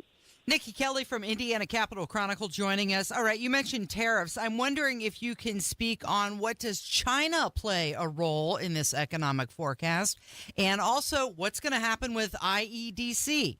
Yeah, I mean, as far as the tariffs in China, I mean, there was mentioning of the areas that Indiana can be really impacted are pharmaceuticals, and he mentioned yesterday that not necessarily the final prescription drug, but we get ingredients that go into the pharmaceuticals we make here. And so obviously pharmaceuticals are a big issue in Indiana with Eli Lilly. So, IEDC does have, I think, $50 million more of tax credit caps that they can give in the Senate budget. I would think that would definitely be trimmed down. We'll see. I mean, basically, I can't even imagine what it's going to be like going for the budget writers this weekend to be finding, $2 billion worth of cuts. I think it makes it really hard for House Republicans to push their universal voucher expansion. Nikki Kelly from the Indiana Capital Chronicle is our guest. All right, so let's talk about the property tax bill. You ever seen everybody be mad at the governor before? Usually it's one side, right? You ever seen everybody mad at the governor at the same time? Well, I mean, one of the phrases they say around the legislature is if you've ticked both sides off, you're probably right in the middle. You're probably hit the spot you need, No one was really happy, but, that generally means you've probably found a good compromise if no one on either side is rejoicing. Yeah, but I mean, if both sides are enraged, I mean, there's one thing to go, I didn't get everything I wanted, but if either side's like, I got nothing that I wanted, that's probably pretty bad, right? Well, I mean, I've heard, obviously, you are enraged, and there are some property tax absolutists who don't want property taxes at all who are enraged. But, a lot of sort of more Joe Schmoes seem like, we'll wait and see. As far as the other side for the local units, I think, I haven't heard a lot from them. They got some additional flexibility that will help. Schools obviously are the most impacted, and obviously that side is completely, and now that puts more pressure on the budget as far as education funding. Well, and so, I mean, that's what I'm saying. I saw 1,000 teachers wearing red I talked to many of them. None of them seemed pleased at all. I talked to a local superintendent the other day. Certainly not pleased. I mean, I don't understand what his win was politically. Legislature's going to do what they're going to do. I don't understand what his win politically was to make everybody mad. And he is a politician. He is a politician. I mean, the win is, from his perspective, is property tax relief that if he hadn't pushed it wouldn't have existed.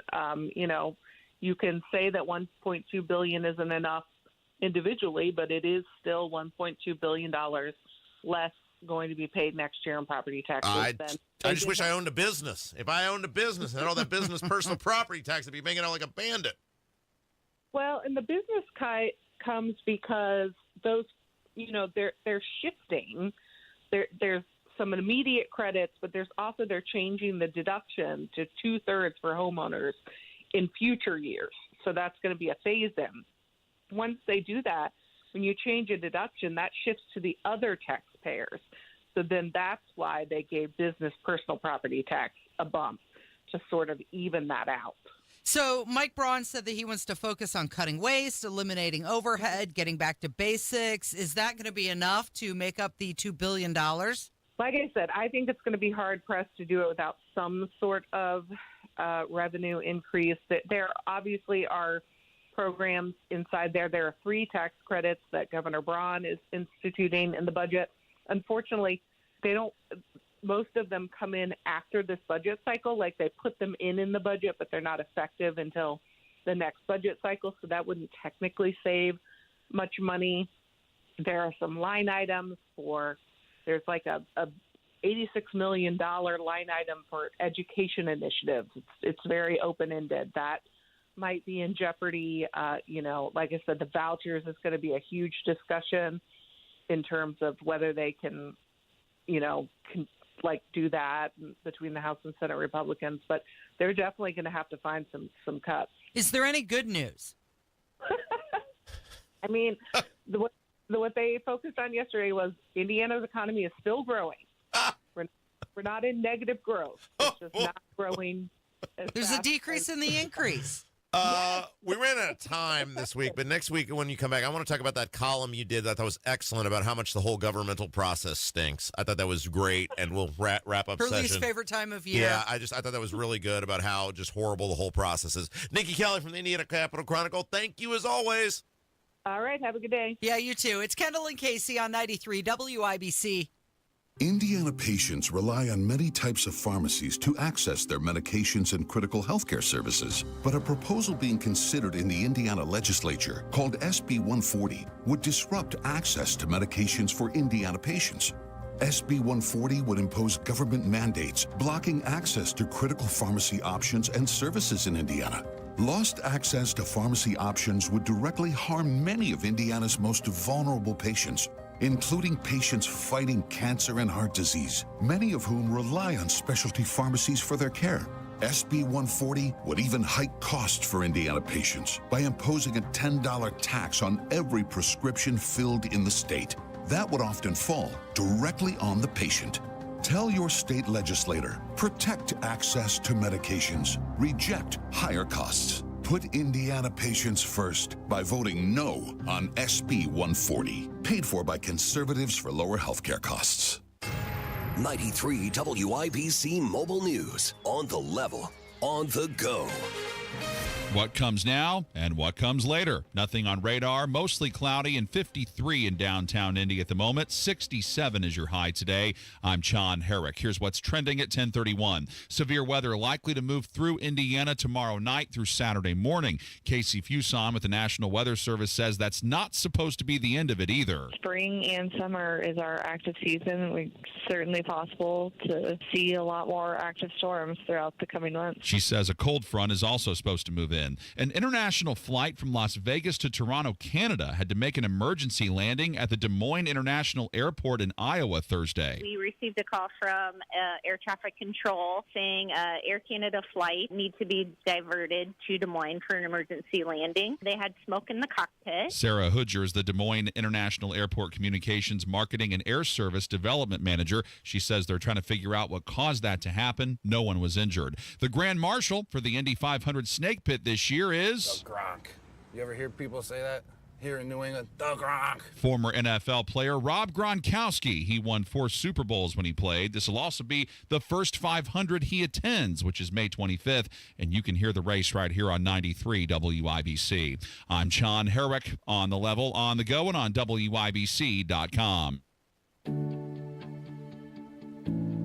Turning 65, new to Medicare, or just moved? If you qualify for Medicare and Medicaid, a Humana Dual Eligible Special Needs Plan, a DSNP, may give you the extra benefits you're looking for.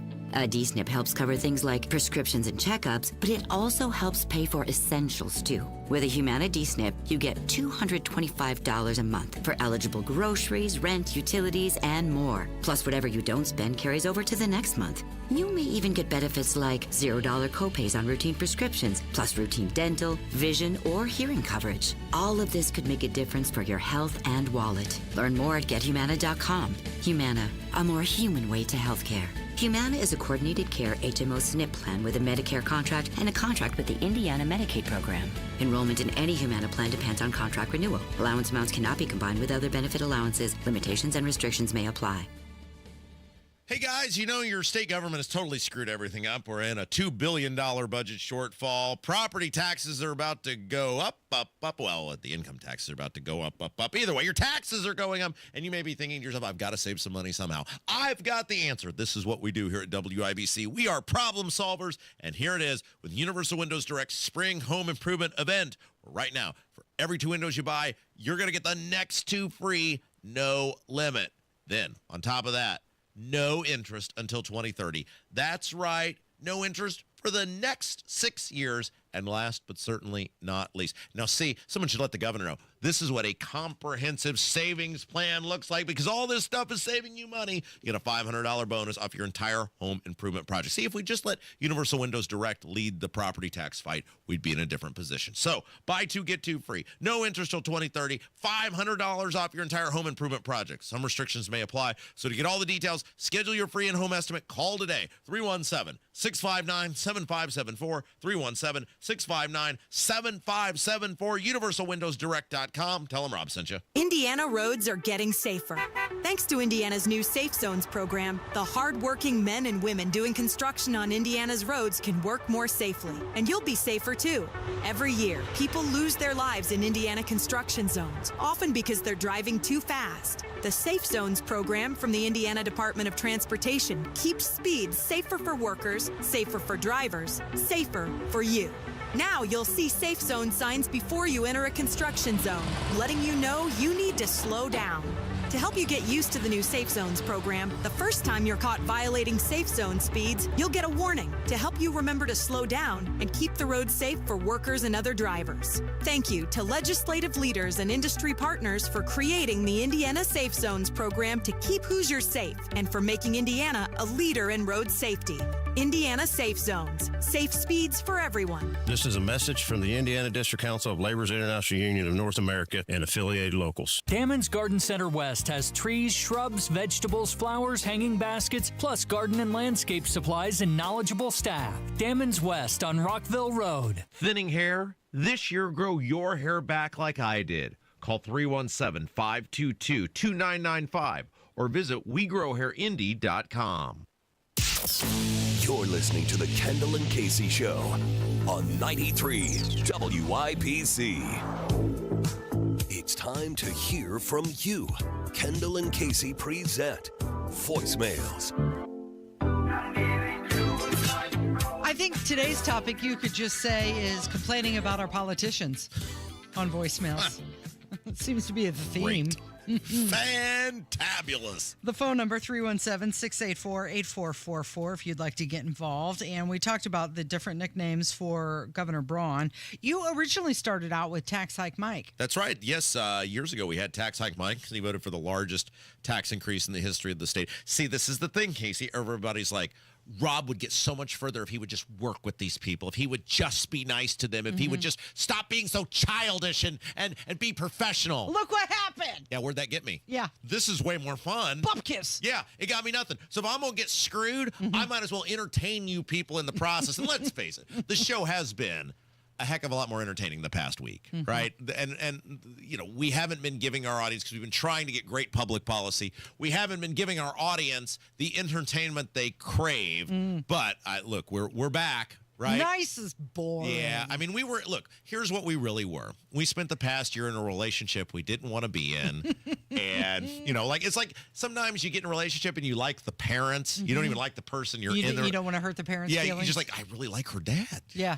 Her dad's great. I cannot be around her dad. That's the way you feel about my husband. You're like, I really like her husband. And this is what we were. We were in a relationship we didn't want to be in with Braun. And now we've been able to get out of that relationship, and we're at Broad Ripple until 3 a.m. You know, we're having a good time. We're you know, you out with me, you out till 3. This is the radio version case of if you out with me, you out till 3, and we are back, baby, and we are better than ever. Somebody called and is suggesting a new nickname for Governor Braun. I think the governor should be called Backroom Benedict Braun. Just adding another word to it, just right? Keep adding words. Maybe every day somebody can add a word to the Backroom Braun name. Does it have to start with B? Backroom Benedict Braun? I thought he said something else, and I was like, good for him. I don't think we can say that on the air. All right, another phone call about Governor Braun. As far as Mike Braun or Judas, who sold us out for 40 pieces of silver, this is really not out of character for him. This is the same guy who, while he was in the Senate, wanted to bring up a bill against qualified immunity for law enforcement. So he goes whichever way the wind blows. And this is why I'm not nice to any of you people down the street, because what does it get us? It gets us nothing. You guys are what you are, and you're not going to change. And we did everything we possibly could to extend the olive branch this time and say, let's all work together. We're willing to help you. We will support you. We will defend you. We will stand behind you. And we got the same thing we always got, except this time we were lied to. Right. At another level. Yeah. At least Holcomb and I sort of had a good little understanding. I'm going to crap all over you, and you're going to ignore me, right? And it's going to work for both of us. Braun, I mean, that Briggs piece yesterday was perfect. And for those of you who missed it, James Briggs of the Indy Star wrote an opinion piece yesterday, most of it about us and our show. And he said the truth, which is Braun has no core conviction. He doesn't stand for anything. He just wanted to be governor. He recognized if rainwater was strong, and rainwater strength totally depended upon what we did, just like the last time, that he was going to have a real hard time winning because he's a horrible candidate who stands for nothing. And so he got, politically speaking, involved with us, and now the mob is coming for him because we are the voice of the mob, right? And 50,000 people a day tune into this radio program, and hundreds of thousands of people collectively across the day, this radio station, and they're all super pissed at him because he lied to everybody. Well, he turned his back on his base. This next phone call has a music interlude. We're going to expose you to probably a song, Rob, I'm guessing you're unfamiliar with. After all this Braun stuff, every time I think of Braun now, this song comes to mind, and that's it's called "The Enemy" by Godsmack.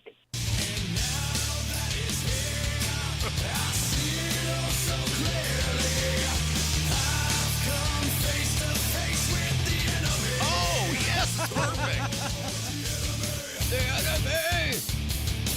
I'm guessing that's not your genre of music. No, but I actually like those lyrics. You know, I'm a lyrics person. See, this is the problem with, what do they call this music, Kevin? What's it called? Rage music? Or I think this is like post-grunge. yeah, any of this stuff. Sometimes there's decent, you know, I'm a lyrics person. Well, you would like the beginning of that song even better because he talks about, manipulating people, but there was a swear word. So I just said, let's just get to the hook. Yeah, I mean, sometimes if they would just calm down with the psycho screaming, I might be able to like enjoy some of Maybe it. Kevin can work some magic on that song and get us the beginning part. Okay, this next phone call, this one is about Micah Beckwith, the lieutenant governor. I was wondering when you were going to get around to Micah Beckworth and his take on this tax bill. He did what every other politician does.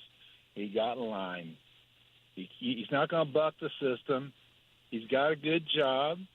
He probably feels he's got more influence if he stays in favor. But again, that's what politicians do. They tell you they don't like something, and then they sign on it. Yeah. I mean, look, I think Micah's mad at me right now, but here's the deal. We're transparent about everything on this show. When Micah got elected, and I've told this story before, I told him, I said, our relationship will change in the sense of you will always be my friend, but I will cover you exactly the same way I cover every single other person in that state house. I have a 20-plus year relationship with my audience. I have a 4-year friendship with you. My success has been built on my relationship with my audience. This is why these people down the street hate us. They didn't make us. They can't break us. The relationship and the bond is with the audience. And if we weren't calling Micah out on this stuff, you would see right through it, you being the audience. You would see right through it and go, Rob's just defending his friend. And I think Micah's mad. I think that's why he blew us off on Tuesday. I think because he's mad. And the reality of the timeline on this is this. Micah didn't. It was easy. It's very Rainwater-esque in the sense of in 2020, Rainwater ran on an easy idea. You should not have to wear a mask, and you should not have to have your business closed. Right. And that's a pretty easy idea that people can get their head around. And he had us, right? I don't even think about this. I'm just saying it in real time, Casey. Like, you know how my mind is. I know, it's a file cabinet. It's like motors are moving at all times. And this is dawning on me. If I were in a cartoon, the light bulb would go up over my head. Rainwater and Micah, in many ways, politically, are sort of the same guy. It's easy to run on. Micah's issue was your property taxes are too high. You shouldn't have to pay property tax. Elect me and I'll fix that for you. Okay, great. And you have our support. Right. Well, then you got to pick a lane, right? As long as the governor was singing the right song, which was the bill reset and the rate caps. And all that, it's easy to go, yeah, Braun. And then Braun changed teams and he changed lanes. And for Micah, he didn't do any of the homework on what was in the bill. So it's hard for him initially to have an opinion on the bill, unlike people like us or Andrew Ireland, who had opinions on this bill because we spent our time not hanging out with Charlie Kirk or going to other fun events. We spent our time being loyal to you, the audience, and reading the bill, understanding the bill, talking to other people. What's in the bill? What are you seeing? What are you seeing? How does what I'm seeing square with people? Hours and hours and hours and hours to formulate an opinion on this. He didn't have that. And so he had to take Braun's word for it on the things Braun was saying. And then I think it finally hit him square between the eyes after. Well, when he heard from enough people. Right. And not because of me. I didn't even talk to the guy. I talked to him on Wednesday and then did not hear from him until Saturday. So all that Hammer and Nigel stuff, the tweet about the bill, that was all you guys. Him in the car. It had anything to do with me. And so then he changes again because he's like, oh crap, I didn't do my work on this, and I got suckered by Braun because Braun lies to everyone. And he's like, well, I changed my mind. Well, too late now. The time for you to come out was Wednesday or Thursday when the rest of us were coming out, and people listen to that guy. They're pissed. They're not pissed because anything I said. We've done everything we can to try to support Micah and prop him up. And it's a really bad look when you blow our show off and then within an hour, we know what goes on in the State House. You say, I'm too tired because I'm up till 2 a.m. Well, so are we. We're not only we're not on the phone, we're at work. We're here talking about it. You blow us off, and then within an hour, you're in the State House quietly signing that bill with no fanfare. I thought you were the guy who loved the fight. I thought you were the guy that loved the spectacle. If I were Micah, I'd have burned the thing live on the internet and said, somebody make me sign it. I don't know what I'm told the Chief Justice can make you sign it, which is fine. But then the next day, he's in the bull crap with the hat on at the RFK Jr. Dr. Oz glorified floor show. Give me a break. People see that, Micah. They don't need us. They see it. They're pissed. They're pissed. Okay, one last phone call. Kevin, let's move forward to the one called Illinois.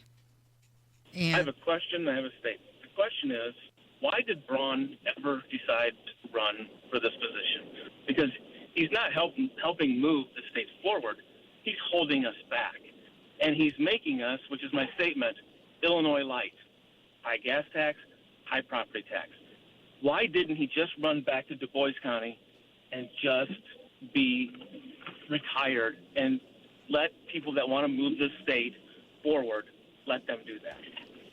He was adamant that he wanted to leave Washington and come make a difference here in the Hoosier State. He needs power. He's a politician. Right. He's just like everybody else. Hammer's going to join us next on 93 WIBC. Hammer and Nigel show. Buy your tickets now to our Tales from the Track event. It's going to be awesome. And this afternoon, Rob Kendall flips out and goes off the rails. 93 WIBC. Transform your home with Galaxy Concrete Coatings. Say goodbye to cracked, stained floors and hello to durable, stunning surfaces that last. Their cutting-edge technology ensures a beautiful finish every time, and you get to pick out from their many colors. Upgrade your home today like I did. Galaxy Concrete Coatings. They're for garage floors, driveways, pool decks, and patios. They come with a lifetime warranty and one-day professional installation. Call now for a free estimate. 877-417-0635. They're also online at galaxyconcretecoatings.com. Hi, I'm Charlie Comer, owner of Comer & Cross Concrete Floors. If you're even thinking about a new garage floor, I promise you will love your new Comer & Cross garage floor more than any home improvement you do. Every single day for years to come. That's why so many builders use Comer & Cross. And Comer & Cross patios look way better than a new one at a fraction of the cost. Comer & Cross garage floors and patios are the gold standard. Guaranteed to never chip, crack, or show tire lift like epoxy or paint ever. And we make it so easy. We are all courteous uniform pros. We have the equipment and know-how to fix your concrete perfectly before applying your gleaming, new, proprietary Comer & Cross finish. We even take your stuff out for you. For your quick and easy, no sales pressure estimate, please call us right now at 1-800-NEW-FLOOR. That's 1-800-NEW-FLOOR. Or go to comercross.com. Texting enrolls you in recurring automated marketing text messages. Consent not required to purchase. Message and data rates may apply.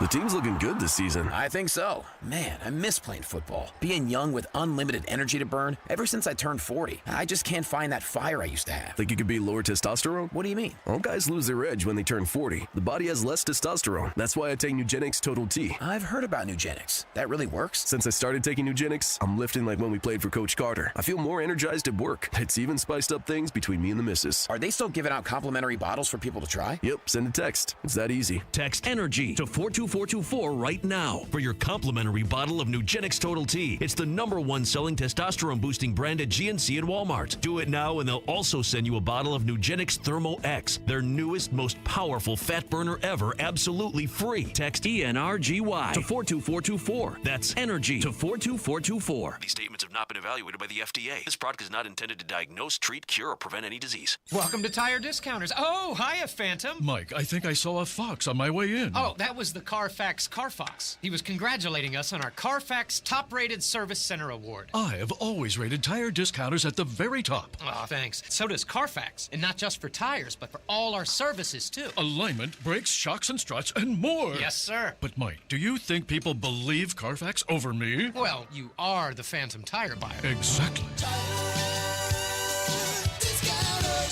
This is the story of the one who, as a maintenance specialist for a historic high-rise, knows that vintage charm historically needs constant attention. Which is why, when it's time to upgrade turn-of-the-century mechanicals, they turn to Grainger. With easy access to 1 million-plus products and the scale to deliver when and where you need them. The right tools and supplies are never far away. So the one can keep that vintage building running like new. Call, click Grainger.com, or just stop by. Grainger, for the ones who get it done.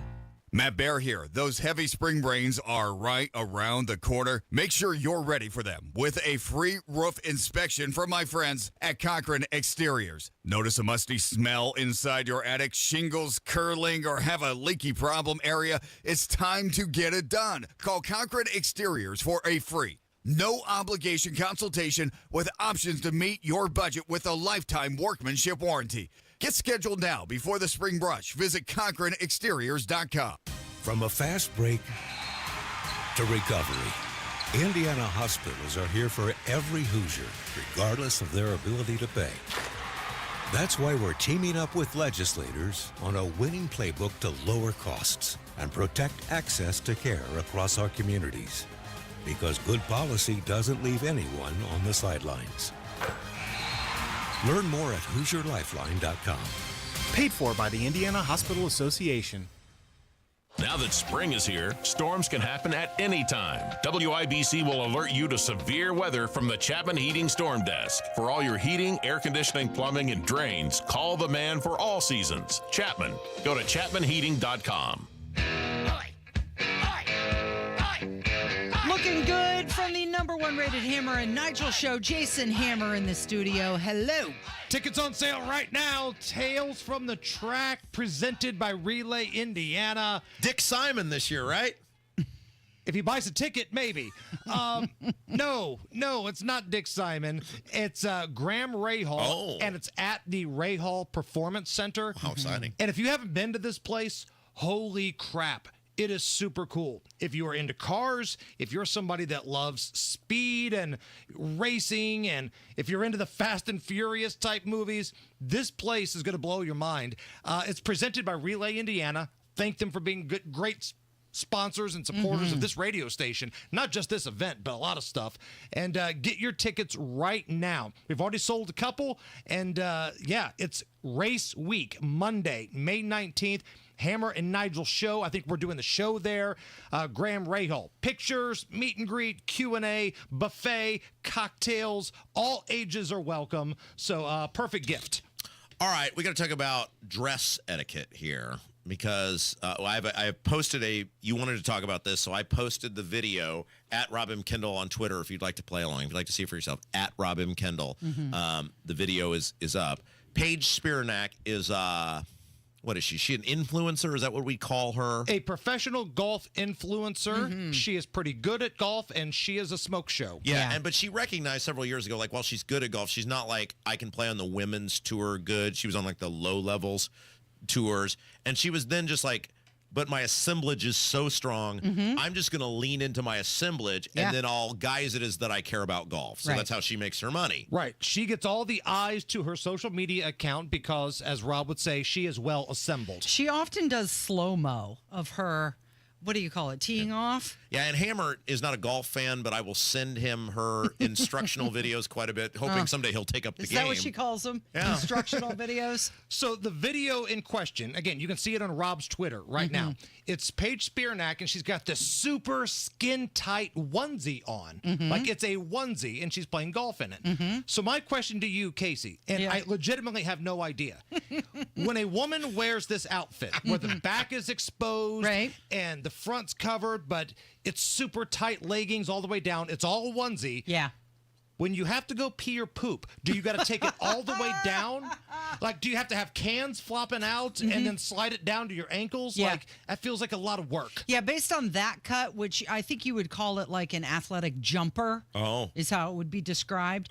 Jumper, I didn't even know her. Hi-oh. You're going to have to go from the shoulders all the way down and have that thing around your ankles. So you're sitting there taking a deuce with your cans flopping out. Yeah, pretty much, feeling really exposed. Which isn't that big a deal if it's in your home, but like if she's at a public place bathroom. and, eats something bad or whatever. Right. You can't wear that if you think you're going to have the runs, right?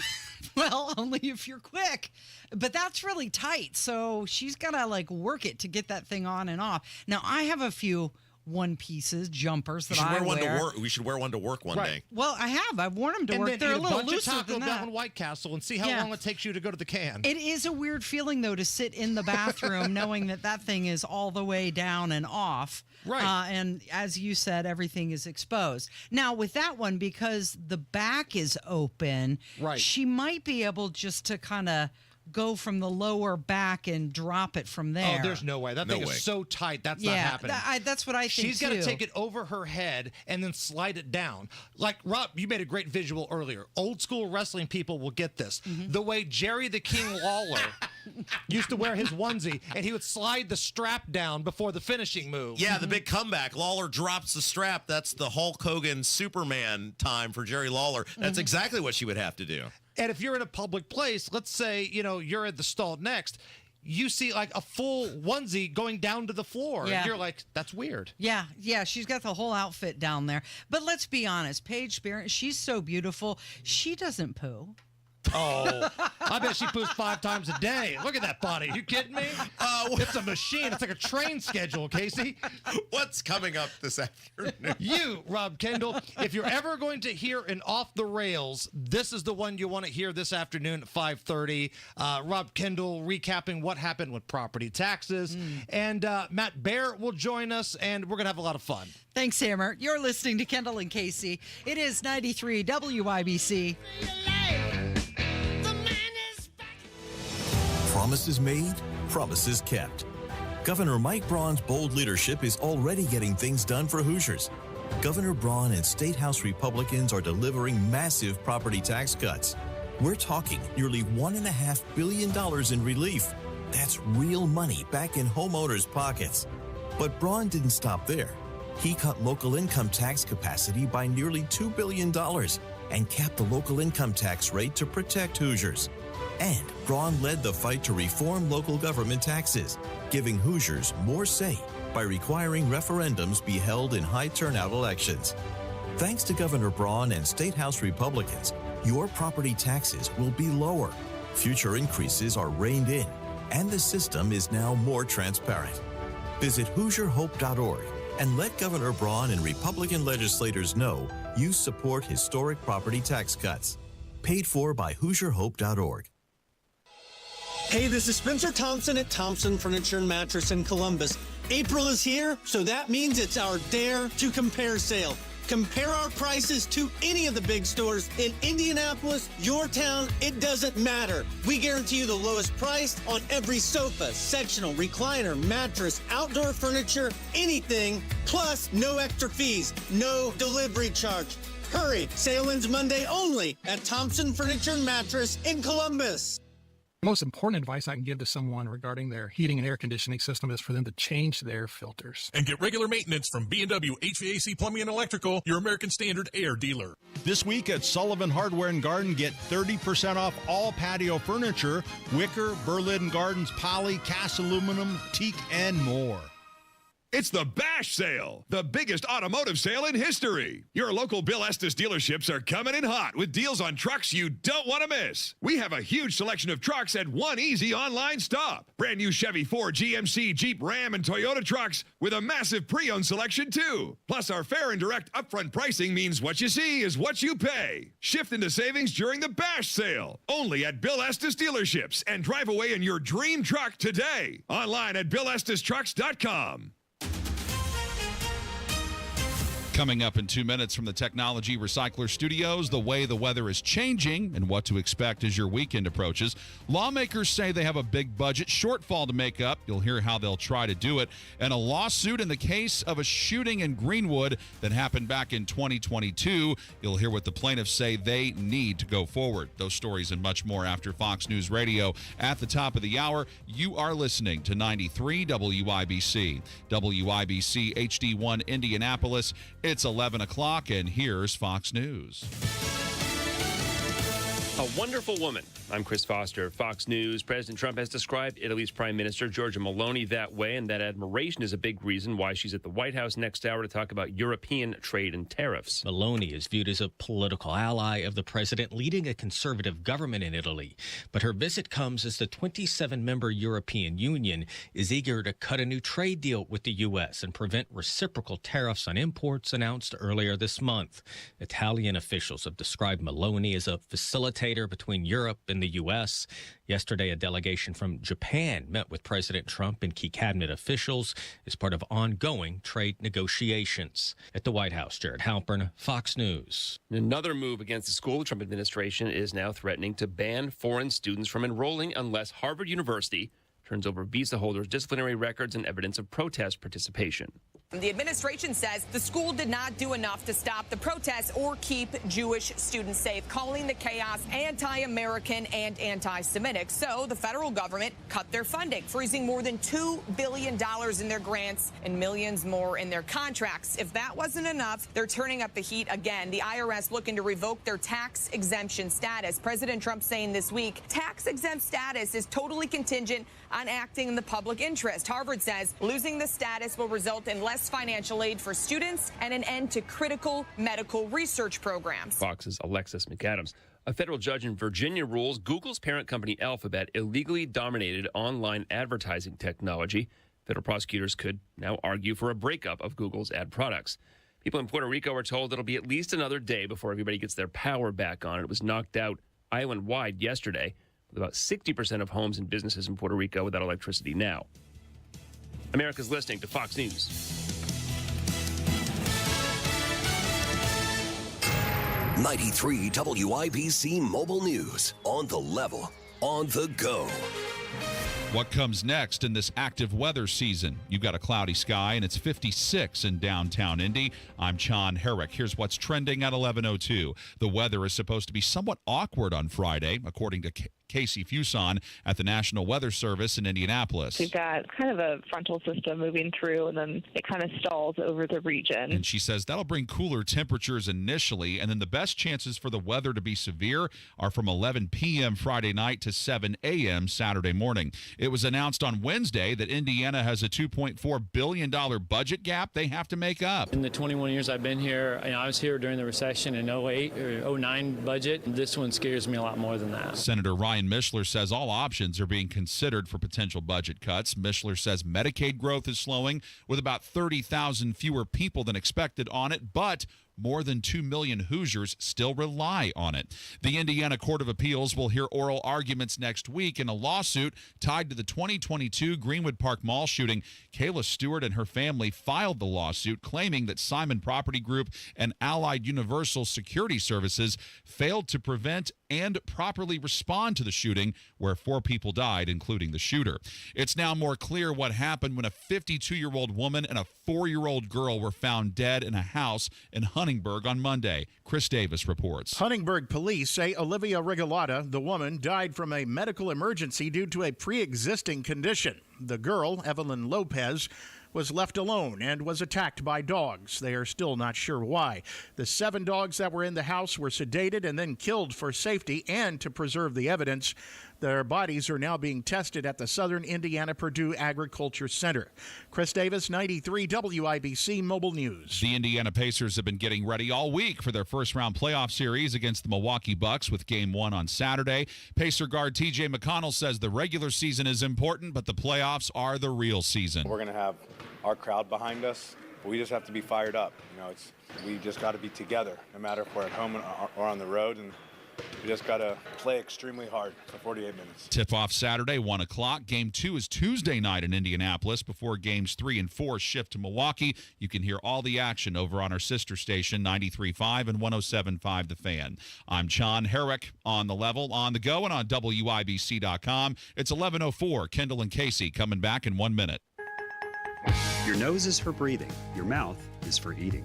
And if you're breathing through your mouth, it's not because your body wants to. It's because it has to, because your nose isn't working properly. And although you've lived like this, it's no way to live, and it's having a significant impact on your life. I know you know this, and I know that taking action isn't always convenient. But at Advent, we've done all we can to make changing your life for the better as easy as possible. I'm Dr. Madan Kandula. With tens of thousands of our patients, a thorough breathing triangle evaluation, along with a simple 20-minute in-office procedure called balloon sinuplasty, has opened their nasal passages, allowing them to breathe freely through their nose for good. And there's a good chance this procedure can do the same for you. We'll help you breathe through your nose again, and it will change your life. Go to adventknows.com to schedule your appointment, because Advent knows when you breathe well, you live better.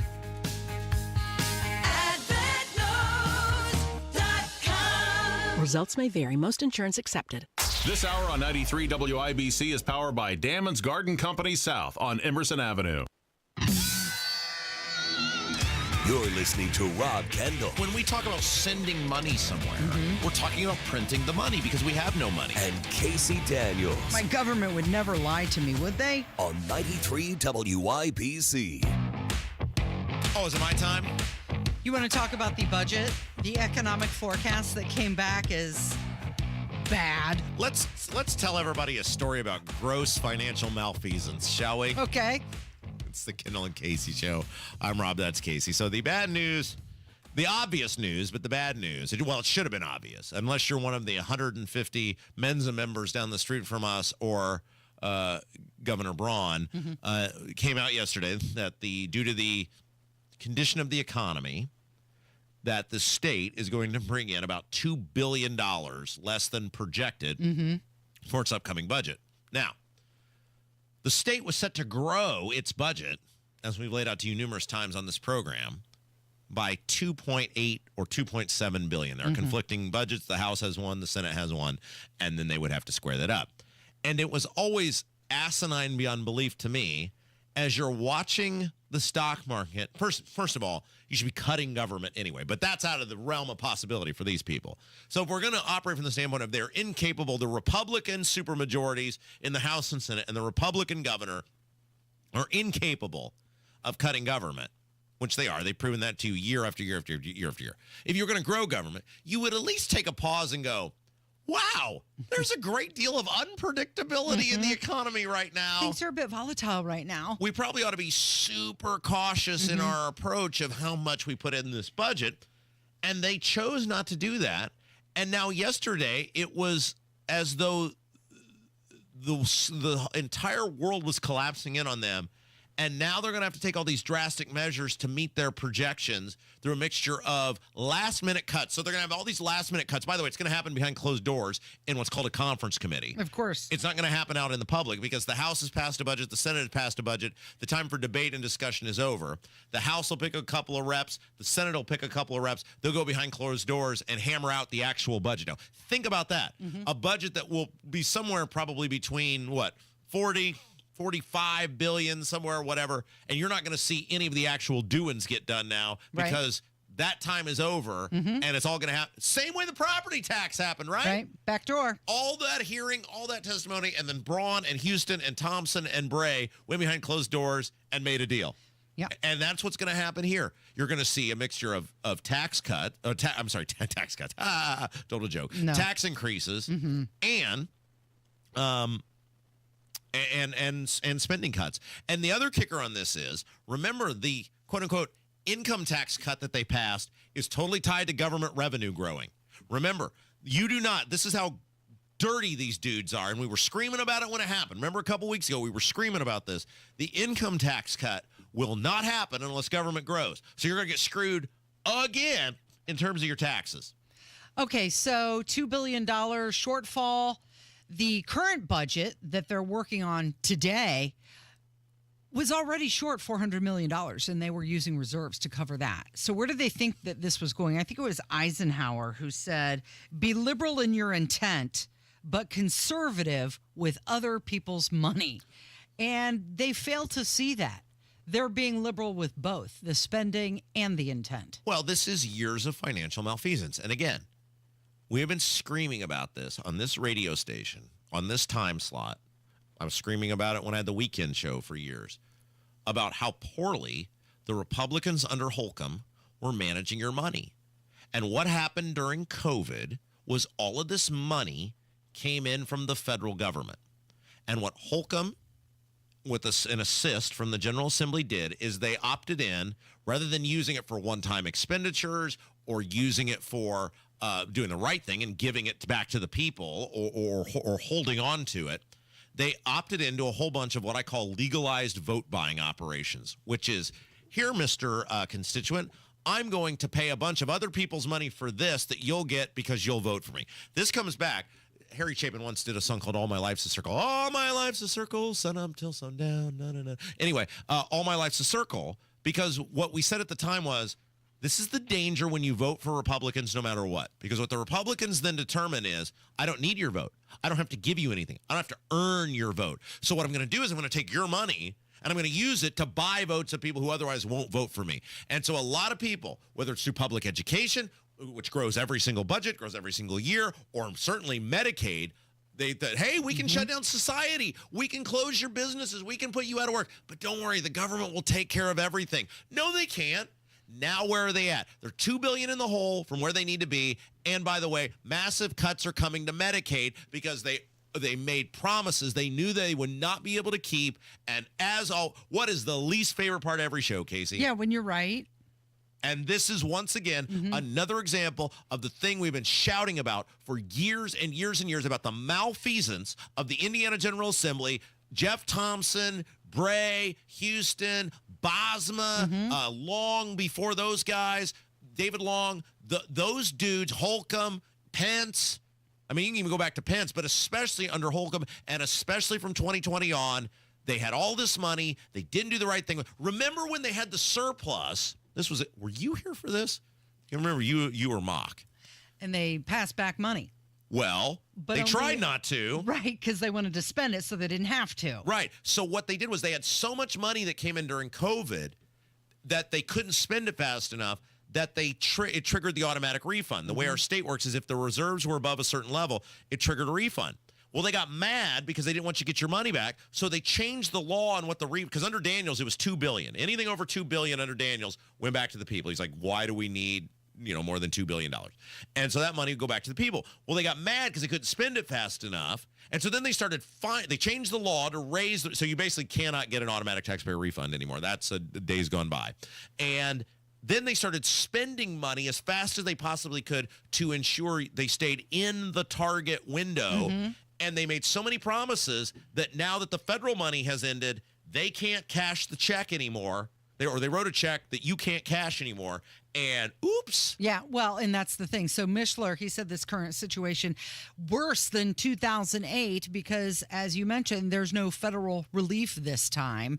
And Thompson has said that all spending areas are open to review, except for there's no plan to revisit the property tax reform recently signed into law. And the thing is, yeah, well, everything's on the table.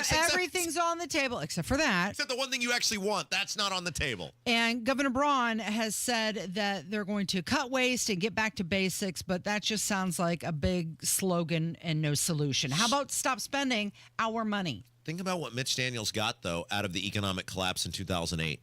Property tax caps. Yeah. It could have happened. They could have done it. By the way, Governor Dumbass, who was told, hey, the economic forecast is probably going to be pretty bad. You ought not sign that property tax bill because the locals are probably going to get hit with whatever you get hit with. So maybe you have 7 days. You have 7 days. He sprinted over there with the pen to sign that thing because he wanted it off his plate. And now the local governments are going to be in the same pinch that the state's in, only they've choked off revenue to the local government. So it's going to be a double whammy, which means what are they going to do? They're going to raise taxes. They're going to go for those income tax increases, which is exactly what we told you is going to happen. Why is it that we see this stuff and the General Assembly does not? So just the other day, they were debating on raising the tax on the cost of cigarettes. And no, we're not going to do that, although we're going to make Indiana healthy again. But now, of course, that's going to be back on the table. Oh, that cigarette tax is Let's go back to that. Coming. Yeah, what were we looking at earlier on that? Yeah, that tax increase is coming. They'll probably raise other taxes. If I were a guy like Micah Beckwith, I would be very worried because they're going to start slashing budgets of people they don't like, and it's a great opportunity for them to settle grudges. They're not going to make state government any actually better, but they will use this as an opportunity to go, well, the economy's tough these days. So, yeah, we told you this is going to happen. These people hate you. They can't manage money. They're just rotten at everything, and they are the only people in the world dumb enough to have signed that and voted on that property tax bill without seeing the actual economic forecast. These are your elected officials. And how about them debating tolling on that's the coming roads? too. Oh, now tolling's definitely coming. So back in 2017, they did a study and they gave the governor power to implement it without General Assembly approval. Think about that. Pause. Time out. Think about that. This is the same thing they did with the gas tax, where they passed the gas tax increase in 2017, and they're like, well, we could review it every year, but that sounds like work, and we're just not the working type of people. So we'll just say it goes up every year without debate or discussion or making NDOT prove that the money was worthwhile. This is what they did with the tolling. They didn't want the heat, so they said, and it's the all my life's a circle, sunrise and sundown.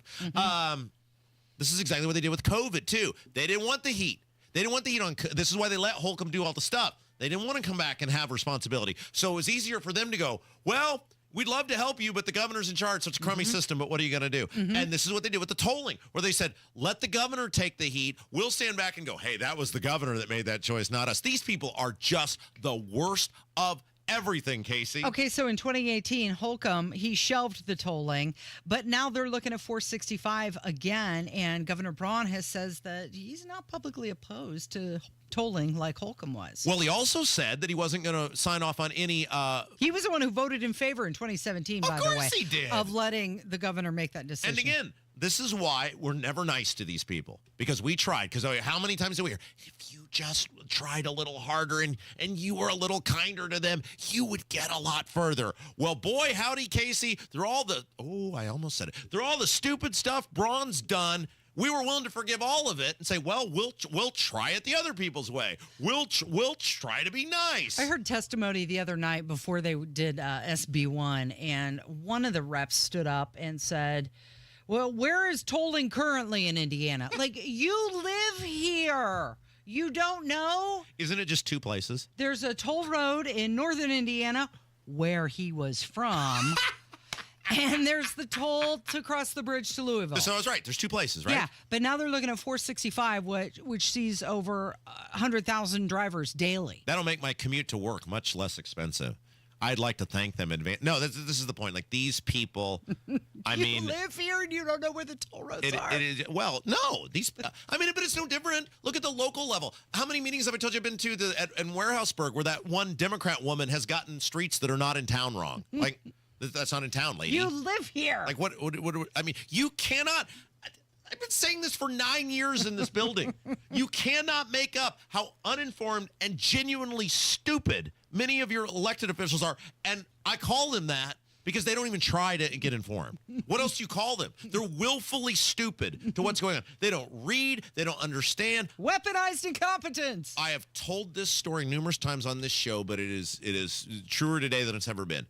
Years ago, my state senator, who is no longer a state senator because he crossed Rob Kendall, old Pete Miller, was sponsoring a bill because his adult supervision over there told him that he was going to carry this bill, and people in his community, it was a tax increment finance bill, and people in his community were begging, like, this is going to really hurt us. Here's the things we do with this. Here's how we're being responsible with this. Please don't pass this bill. But because Pete wanted to elevate through leadership, and Luke Kenley, who was a Noblesville senator, had a grudge with Carmel, Kenley couldn't carry the TIF bill because it was seen as a grudge bill. So he said, there, child.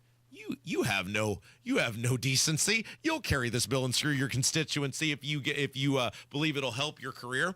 And I'm sitting in this meeting with Pete Miller, and I can tell he's just getting annoyed with me. And finally, he just looks at me and he goes, he wasn't important enough to have an office. He had one of those cubicles, right? And so he's got all these bills tacked up on the wall. And he finally just goes, you see all these bills I got to get through? And this is like a couple days left in session. I said, yeah. How are you going to read all those? And he just looks back at me. People on the YouTube can see this. This was the look I got back. And then I was like, isn't that what Leonardo he gets paid for? What's the Leonardo DiCaprio? What's the one where he's pointing at the TV? Mm-hmm. It's movie? like that. There it is. And I was pointing at that was way before that, but I was like, oh, I said, this is exactly what I said to him. I said, oh, that's the secret. He's not going to read them. You guys don't read anything. Yeah, there you it just is. do what you're told. And look at once again, all of these people not reading anything, just doing what they're told. Look at what it has got you. A $2 billion shortfall and a horrible property tax bill that everybody hates. It's Kendall and Casey on 93 WIBC.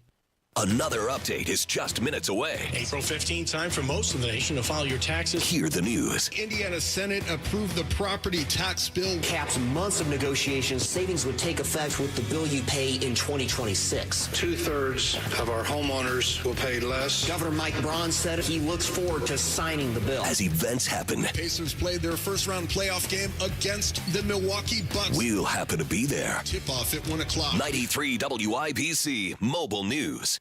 You know exactly why you need to remodel that kitchen of yours. The space, it's outdated. You can't move around like you used to. It doesn't work like it needs to. You want to entertain and you want to improve your quality of life. This can happen, just not with the kitchen you have. You need to call Booher Remodeling. BOOHER. BooherRemodeling.com. They can take that old kitchen that's deteriorating and broken down and turn it into something that works for you and your family. Their 5-step design process from start to finish, the consultation, the preliminary design, the design development, getting all the documents together, and then getting it done. The best materials, the most skilled craftsmen in Central Indiana. Booher Remodeling will guide you through the entire process, starting with the free initial consultation, and they stand behind their work with a 2-year workmanship guarantee. Create that new kitchen. Design experts can use an existing layout or begin completely from scratch. Talk to Booher Remodeling today. BOOHER. BooherRemodeling.com. That's BooherRemodeling.com. At Diamonds Direct, our experts go the extra mile to ensure you have the tools to say I do with absolute confidence.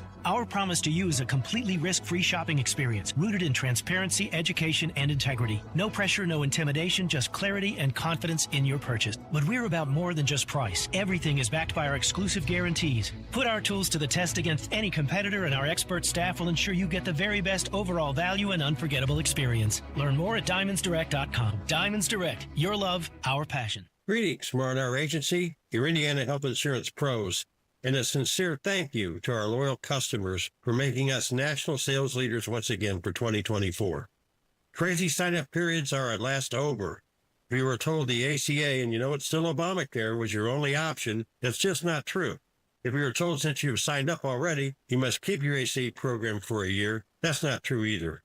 If you do not have serious health problems, and God forbid make a living wage, the ACA is your worst option, and it can be canceled at any time.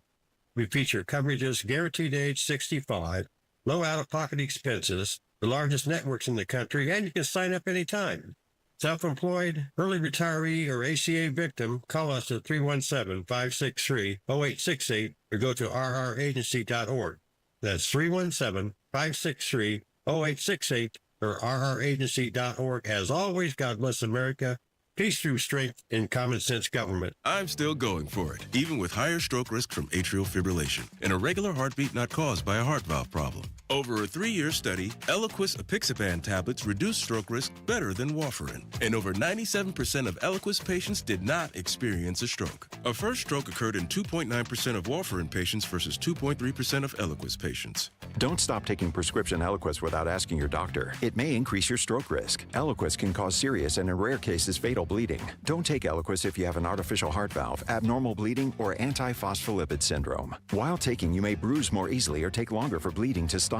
A spinal injection while on Eliquis increases risk of blood clots, which may cause paralysis, the inability to move. Get medical help right away for unexpected bleeding, unusual bruising, or tingling, numbness, or muscle weakness. Medications such as aspirin products, NSAIDs, SSRIs, SNRIs, and blood thinners may increase bleeding risk. Tell your doctor about all planned medical or dental procedures. Learn more at Eliquis.com or call 1-855-ELIQUIS. Hi, friends. This is Patty Spittler with Pet Pals TV. You know, I'm very comfortable in front of the camera, but the telephone can intimidate me. Because of my hearing loss, I can't hear well on a regular telephone. Now with my caption telephone, I'm making contacts in a busy world. My caption telephone through Relay Indiana allows me to read what the other person is saying. Go to RelayIndiana.com to learn more about the caption telephone. Read what you're hearing. This week at Sullivan Hardware and Garden, see their large selection of grills, Weber, Traeger, and Napoleon, along with the Big Green Egg. All my life's a circle, sunrise and sundown. Very well done, Kevin. The moon rolls through the nighttime till the daybreak comes around. All my life's a circle. You were singing this. I know. Pretty accurate, right? Yeah. All right, it's Kendall. So accurate. Little Casey show. Oh my gosh. At least once a day, my wife looks at me and says, "Why are you the way that you are?" And I present the. We enter Exhibit A, Your Honor.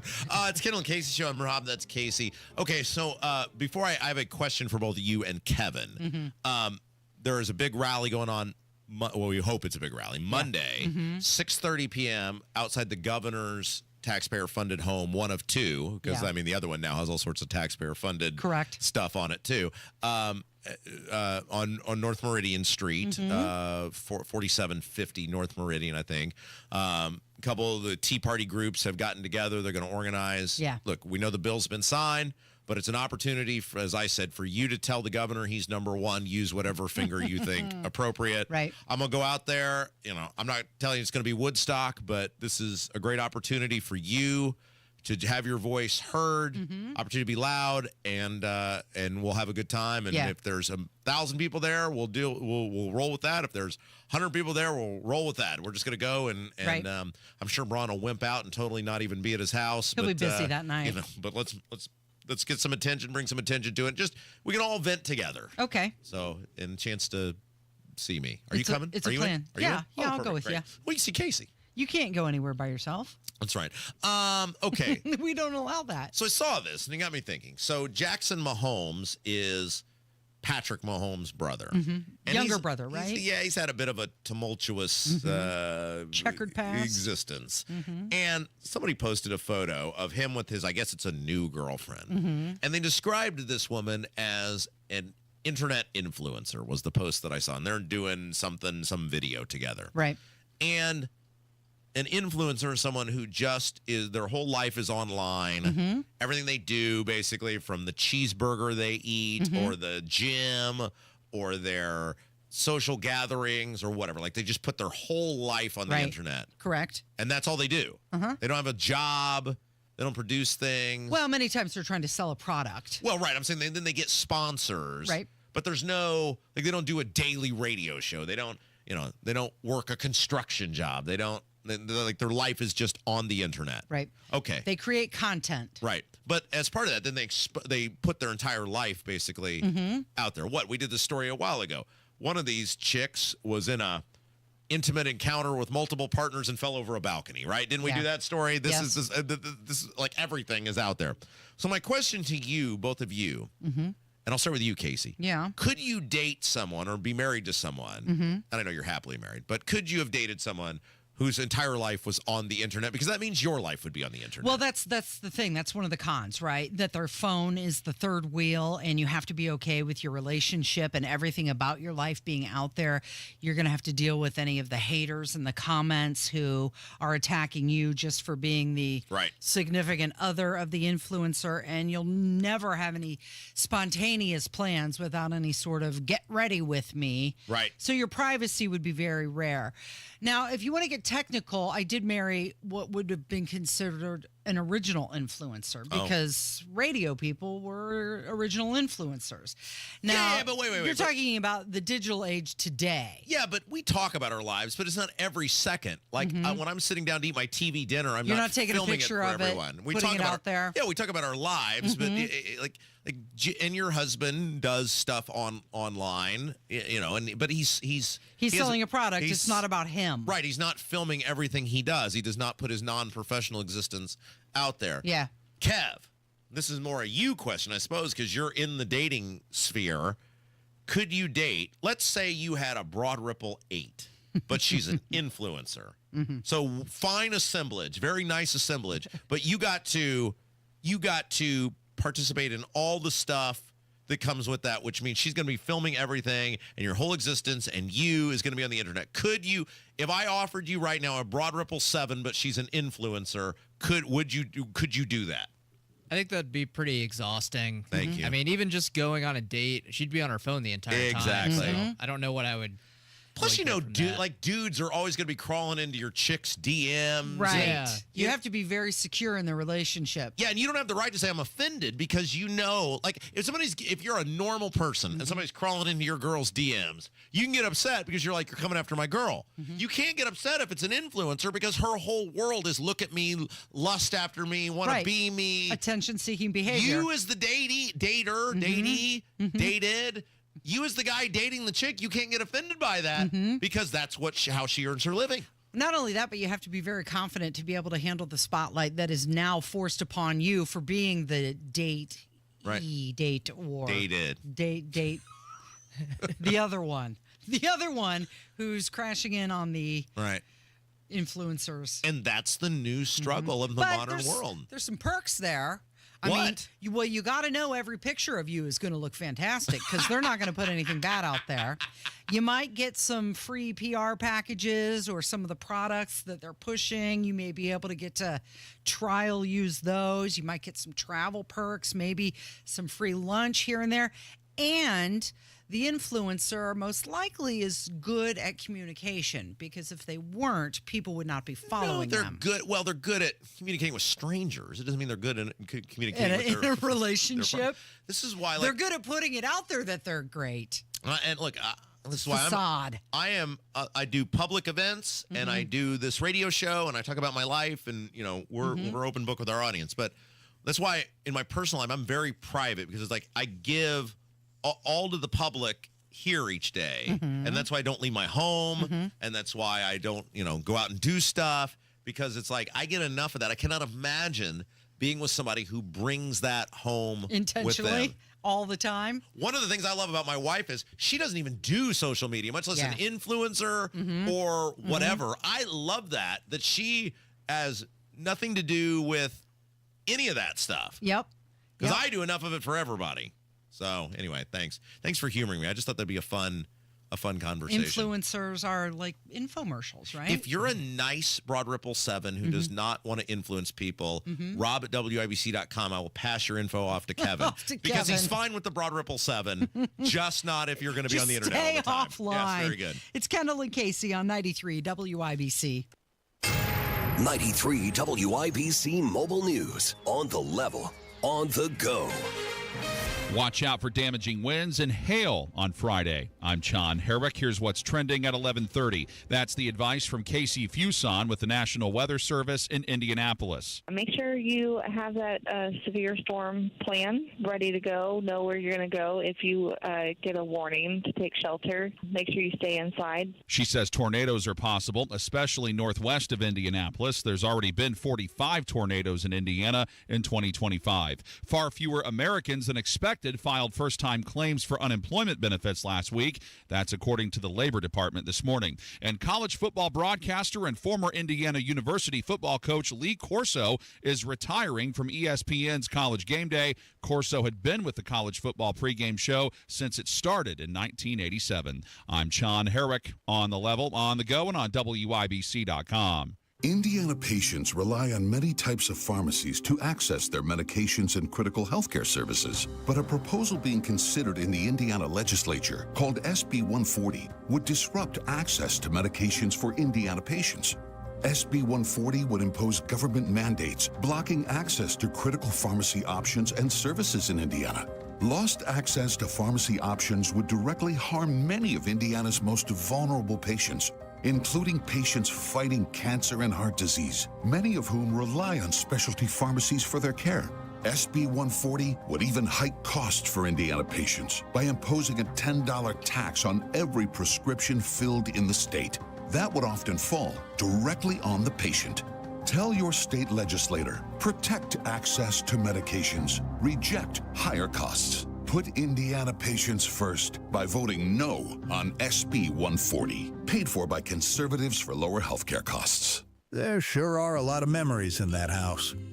It's where you celebrated years of anniversaries and birthdays. Where you watched the kids grow. Where you relaxed in your retirement. You'll love it, right down to the scuff on the dining room floor and that sticky window in the bedroom. But now the stairs are getting harder, the lawn, the cleaning, the repairs, it's just too much to keep up. And you know it's probably time to downsize. But the thought of getting the house ready to sell is overwhelming. It's time to learn about Simple Quarters.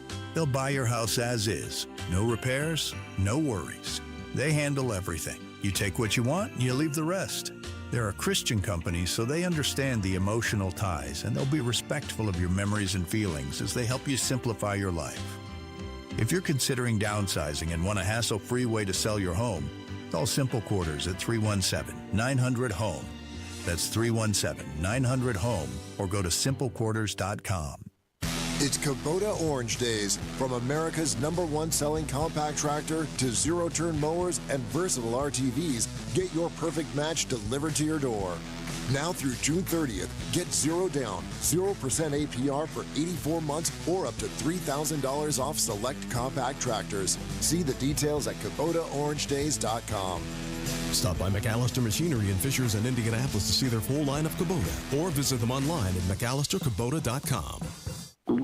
Oh no, stomach issues again? Stomach issues? Who are you? Your pancreas. I could be the real reason for your diarrhea, gas, bloating, stomach pain, or loose oily stools. I thought it was my stomach. People often do, but any of these symptoms could mean having a condition called exocrine pancreatic insufficiency, or EPI. With EPI, the pancreas doesn't release enough enzymes to break down food, but EPI is manageable. Use the symptom checker on identifyepi.com and speak with your doctor. That's identifyepi.com. Sponsored by AbbVie. Help DEA keep our community safe and healthy by participating in National Prescription Drug Take-Back Day, Saturday, April 26th. Take action right in your own home by cleaning out your medicine cabinet of unneeded medications. Keep them safe, clean them out, take them back. Find a collection site near you at DEATakeback.com. Do your part to lower overdose deaths and prevent prescription drug misuse before it starts. That's DEATakeback.com. Damon's Garden Company South has trees, shrubs, vegetables, flowers, hanging baskets, plus garden and landscape supplies and knowledgeable staff. Damon's South on Emerson Avenue. Emmer and Nigel here, inviting you to join us as we kick off the weekend every Friday around 5:45 with Beer Sample Friday, brought to you by our friends at Thompson Furniture and Mattress in Columbus. You're listening to the Kendall and Casey Show on 93 WIPC. I have an update, by the way. Oh, how exciting.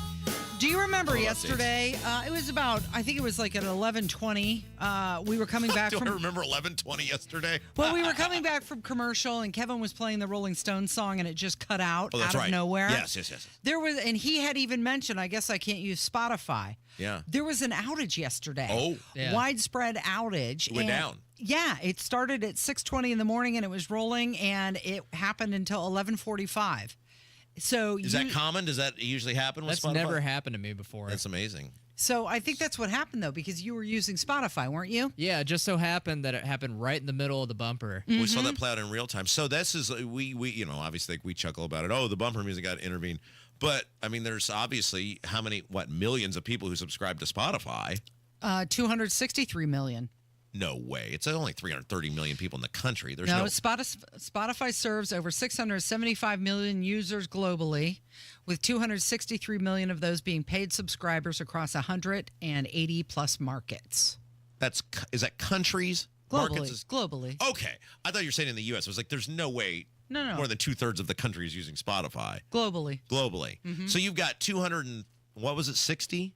263 million paid subscribers. And they couldn't get on the service. Correct. That's a big deal. Yeah, the app and the desktop wasn't loading, songs weren't playing. Whoa. The search function wasn't working, and they had trouble accessing the support site as well. Now, Spotify, they made the all-clear announcement around noon, but they said that it wasn't a security breach of any kind. Uh-huh. And they said there were no hacks. Do you think, they have just some guy, so like overnights, I don't know if we still do this here, We used to just have a guy who was his job to sit there and monitor all 4 of the radio stations that we own when we were Emmis. Yeah. He would just literally sit where Kevin is, and he would have to sit there from midnight to 6 a.m. Just to make sure we were on the air. And make sure all the stations stayed on the air. And then if something went off the air, not that he could fix it, but his job was to call whoever was on call. Do you think Spotify has that? Some dude who it's like, Larry, your job is to sit here. And 99.9% of the time, he's kicking back, eating his Cheetos, watching his stories. And then Larry's sitting there with a mouthful of chips, and oh my gosh, it broke. It broke, and he's so like, I got to make the call. He's like Homer Simpson being the nuclear safety inspector. He has no idea what he's actually doing, and he's in a mass panic, and he knows 263 million people are going to be instantly pissed off. In one radio show. Do you think that's how it went down? I'm sure that's exactly how it went down. Somebody notified somebody that there was a problem somewhere. And like here, we'll get to it when we get to it. It doesn't seem all that important. Can you imagine being the guy who has to fix Spotify? Well, they resolved the issue relatively quick, I guess. I mean, what is quick? Remember when we worked for the 4 hours, 5 hours? We both worked for the same guy, not at the same time, but we worked for the same guy. Remember his engineer lived in Fort Wayne, so he used to have to fly in on an airplane. Well, radio engineers, there was a shortage there for a while. But he had this guy. This was like his guy. And we kept he didn't trust anybody but him. Well, yeah, because he owned a station in stations or whatever in Fort Wayne. And we kept telling him, we're like, dude, you should have like some dude on call. He did, and he was based out of South Bend. Wait. Yeah. No. The station we worked at, there was no on-call guy. There was like the dude in Fort Wayne. So if a station went off the air, you'd have to call the guy in Fort Wayne. He was a pilot. He'd fly his plane. Those were for the big problems. If there was something smaller that could be... South Bend isn't any closer than Fort Wayne to Indianapolis, is it? No, not really. I don't remember that at all. Yeah. I remember having to call the guy in Fort Wayne, and he'd be angry that you had awakened him from his slumber as though it was my fault. Right. And what did he tell you to do? Just unplug it, count to 10, plug it back in. And then he'd act, he was particularly honked off if he had to get on his plane and flight. I'm like, why are you mad because of your business relationship? You think I want to call you? Right. I'm sitting here surfing I don't want to do this. I'm sitting here surfing the web, and now I'm disrupted, and I got to call you. You think, and then he'd fly on his airplane. I was like, this cannot be the cheapest way to engineer a radio station. Probably not. But, you know, half of them are engineered with, what, a paperclip and duct tape? Well, what do you think Spotify has? The engineers on call at a Spotify. It has to be just an astronomical. I mean, it's a multi-billion-dollar company. They probably don't just have some guy with a note on the door in case of emergency call. Do you think he has Harold. a special phone? Like, you know, has a light on. It's like the red phone, the bat phone with special light on it. I don't know. It could be. Okay. Do we have time, Kevin? No, we got 1 minute. Okay. All right, we got a special guests, plural, coming up next. Guests coming up. That's right. Jill and Jennifer are going to be joining us. So there's an event coming up in Lawrence on Saturday. Where somebody's going to get shot. Somebody is going to get shot. Somebody's going to get shot on Saturday in Lawrence, and Jill and Jennifer are going to be with us to tell you about how you can witness. You can actually go live and in person, and the people. It's like a cosplay. They'll be dressing up as someone gets shot in Lawrence on Saturday. And Paul Revere will ride once more. He's going to be mounted proudly on his mighty steed. The Redcoats are coming. It's an anniversary of something, and we're going to find out from these ladies what it is coming up from 93 WIBC. You don't know how it feels. You don't know how it feels. No, you don't know how it feels to be me.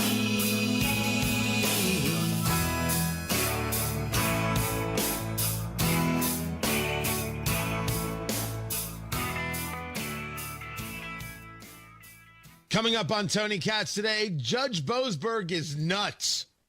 After the news at noon on 93 WIBC. Well, given the troubles with the stock market today, your Social Security income becomes a lot more important in retirement. And that's why it's critical you make a smart decision and don't leave any money on the table. Learn how you can squeeze every nickel out of your benefits with a free Social Security analysis from Bill Demery, your retirement guy.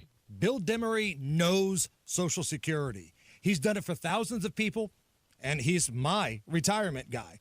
This analysis tells you how and when you could get the most income from Social Security while considering your taxes, spousal benefits, even your Medicare premiums. So if you've saved more than $200,000 and have not yet filed for Social Security, schedule that free analysis right now by calling Bill Demery. 317-648-5120. 317-648-5120. It's a free analysis. Just call 317-648-5120. As an IT professional, you have the opportunity to guarantee your data security, participate in 100% landfill-free disposal, and have peace of mind with R2 V3 certifications. Technology Recyclers provides guaranteed complete data destruction, 100% landfill-free disposal, and the certification to back it up. Protect your data while saving the planet. Receive a free pickup of your e-waste from Technology Recyclers. Visit tech-recyclers.com. That's tech-recyclers.com. The Builders Association of Greater Indianapolis's Parade of Homes is coming up April 25th through the 27th and May 2nd through the 4th, featuring Indy's top builders. Custom home builder Joyner Homes will have both of their Greenfield model homes featured on the tour, giving you the opportunity to meet their new home specialist, find out about floor plans, pricing, and available lots. JoynerHomes.com for more info and reserve your ticket to receive a free all-access pass for the Parade of Homes at BAGI.com. That's are us. When dreams don't get in, that's are us. Right now, get $1,500 off a shower or tub replacement or $3,000 off a full bathroom remodel, plus low to no monthly payments. Call 765-545-BATH to schedule your free estimate or go to bathsareus.com. 765-545-BATH. That's are us. When dreams don't get in, that's are us. Hey folks, Scott Wilson here from Wilson Farm Market. Even in winter, we're bringing you the best in farm fresh flavors. Stop in for our fresh salad bar, hot and crispy wing bar, and a cheese selection that is second to none. Got a sweet tooth? Our homemade pies, creamy fudge, and old-fashioned candy will hit the spot. Come see us on US 31 just north of Carmel. We're open every day 9 to 6. At Wilson Farm Market, we're all about fresh, local, and delicious. See you soon. Are you tired of high cable TV rates? Sign up for Dish today and get a $500 bonus offer while supplies last. Plus, lock in your price for 2 years guaranteed. Call All American Dish, your Dish authorized retailer now. 800-296-1251. 800-296-1251. That's 800-296-1251. Offers require credit qualification, 24-month commitment, early termination fee, and e-auto pay. Restrictions apply. Call for details. Our daughter Jessie loves playing detective. A clue. But since we discovered she has sensitive skin, we've been playing detective too. We thought the problem was our puppy. But it was actually our old detergent. Aha. So we switched to Tide Free and Gentle. Tide Free and Gentle provides an excellent Tide clean, and it doesn't leave behind irritating residues like dyes or perfumes, so it's gentle on your skin. Case closed. If it's got to be clean, it's got to be Tide Free and Gentle. 3 9/10 to play. Nemhart will get it in. Here comes a 3 and a foul! A foul! A foul! As Halliburton, floating out of bounds in front of the Milwaukee bench, hits a 3 and draws a foul. Pacers fans, it's playoff time. Catch your Pacers and Bucks in Game 1 on Saturday at 1. Get your tickets at Pacers.com. Pacers playoffs presented by KeyBank, Kroger, and Starry. Sundown Gardens has a huge selection of high-quality annuals, tropicals, trees, and shrubs. Sundown Gardens, 186th Street and Spring Mill Road, closed on Easter. Check out what's going on with 93 WIBC. Join Hammer and Nigel live this Friday when they broadcast live from Coach's Tavern 3 to 7. Great drinks featuring beers from Metazoa Brewing Company, big laughs, and your favorite duo bringing the party.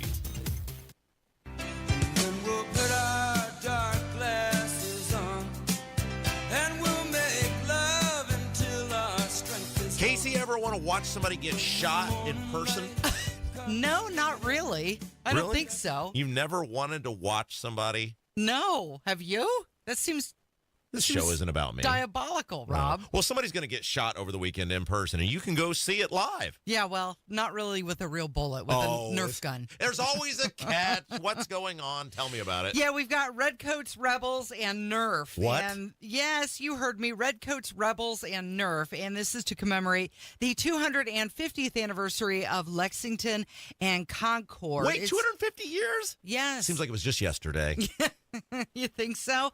But to get all the details, let's check in with Jill and Jennifer. They are part of the Daughters of the American Revolution. Good morning.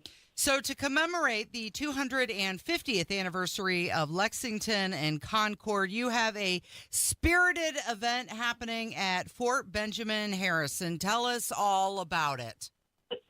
We do.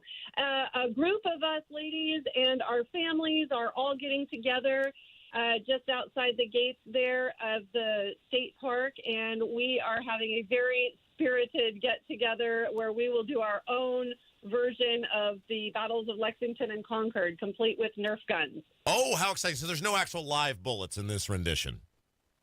There will be no actual live bullets, although we are going to have some replica guns. But Jill, you want to touch on that? Sure. We have a replica of the supposed British officer gun that fired the first shot heard round the world. So we'll have a replica of that, and of course your handy-duty musket. And so we have our friends from the Lawrence Police Department alerted about this. They'll be joining us just in case any citizens think we're, starting a real revolution. Very good. All right, so Jill and Jennifer from the Daughters of the American Revolution are our guests. They got a big event coming up in Lawrence on Saturday, commemorating the 250th anniversary, the Battle of Concord. Mm-hmm. Tell us about the Daughters of the American Revolution and what you guys do. It sounds like some super cool secret society that I'd like to be a part of. We all have patriots that fought in the American Revolution, and this is just the start of America's 250 celebration, which is coming up next year. But there are a lot of things and significant happenings that we're going to be talking about and featuring. And one of the cool things is the Colonial Fair. Jen, you want to talk about that? Sure. That's happening actually at our chapter house, and it's on North Illinois Street, just backing up to the governor's property, and that is a free event. And we are going to be having all kinds of hands-on history experiences for the whole family. And that's just one of many America 250 events that are happening right here in Indiana. What do you have to do to become a Daughter of the American Revolution? Paperwork. Oh, I assume you have to be a woman, a female, to do this. You do, and you need to be able to trace your lineage back to someone who gave service for the American Revolution. So not necessarily a soldier, somebody who donated crops, that type of thing, but be able to document the lineage back to someone who gave service. Okay, now this weekend at the Fort Benjamin Harris, we've got the Shot Heard Round the World reenactment. Give everybody just a brief history lesson on the importance of that event. Jill, you want this one? Go ahead, Jen. You're doing great. Okay. Well, this is where the American Revolution is kicked off. And there's two pieces to it. Lexington, the military really didn't intend to, or the militia didn't really intend to fight, and they were really, really outnumbered. By the time they get to Concord, the tables have turned a little bit. The militia is outnumbering the British, and it's what we have as our first skirmish. And so we're kind of doing a silly rendition of it to get people's attention, but then there will be a time to honor and pay respects as well. Will Paul Revere be riding? Yes. Paul Revere will be riding on his trusty steed. Casey, you got to get in with these. You got to get in with these women. You got to find some way, some distant relative who was in the American Revolution, right? So that we can have you a part of these festivities over the next year. So that I can start yelling, "The Redcoats are coming! The Redcoats are coming!" I think that's perfect. All right, ladies. Once again, tell our audience what's going on this weekend, where people go and what they do if they want to be a part of the reenactment of the Battle of Concord? It's early, 7:30, right there at the pond, right out in front of the Fort Benjamin Harrison State Park entrance. So just a small group of us, and we're gonna have some fun and remember this day. And the shot heard around the world. It was significant. It started the whole revolution and where we are today. I mean, 250 years ago, right? Yeah, and that's actually when Casey's finally had enough of me and goes out in a blaze of glory. That's what they'll call it. The shot heard round the world. Right, yeah. with my Nerf gun. All right, well, we look forward to the event on Saturday. And Lawrence, thank you, Jill and Jennifer, for joining us. And you know what, Rob? That's going to do it for us today as well. And you're done for the week. I am. I'm taking Good Friday off, and I'm going to spend some time with family, but I will be back here on Monday. How exciting. All right, so you have a good day without me, okay? Oh, I'll try not to miss me too much. Somehow manage. You going to be okay? Well, we're going to play all that music I like that you won't allow me to play for the right. Let's go home. By the way, have a happy Easter. Thank you, Rob. Thank you, Kevin. Thank you for listening today. This has been Kendall and Casey on 93 WIBC. Promises made,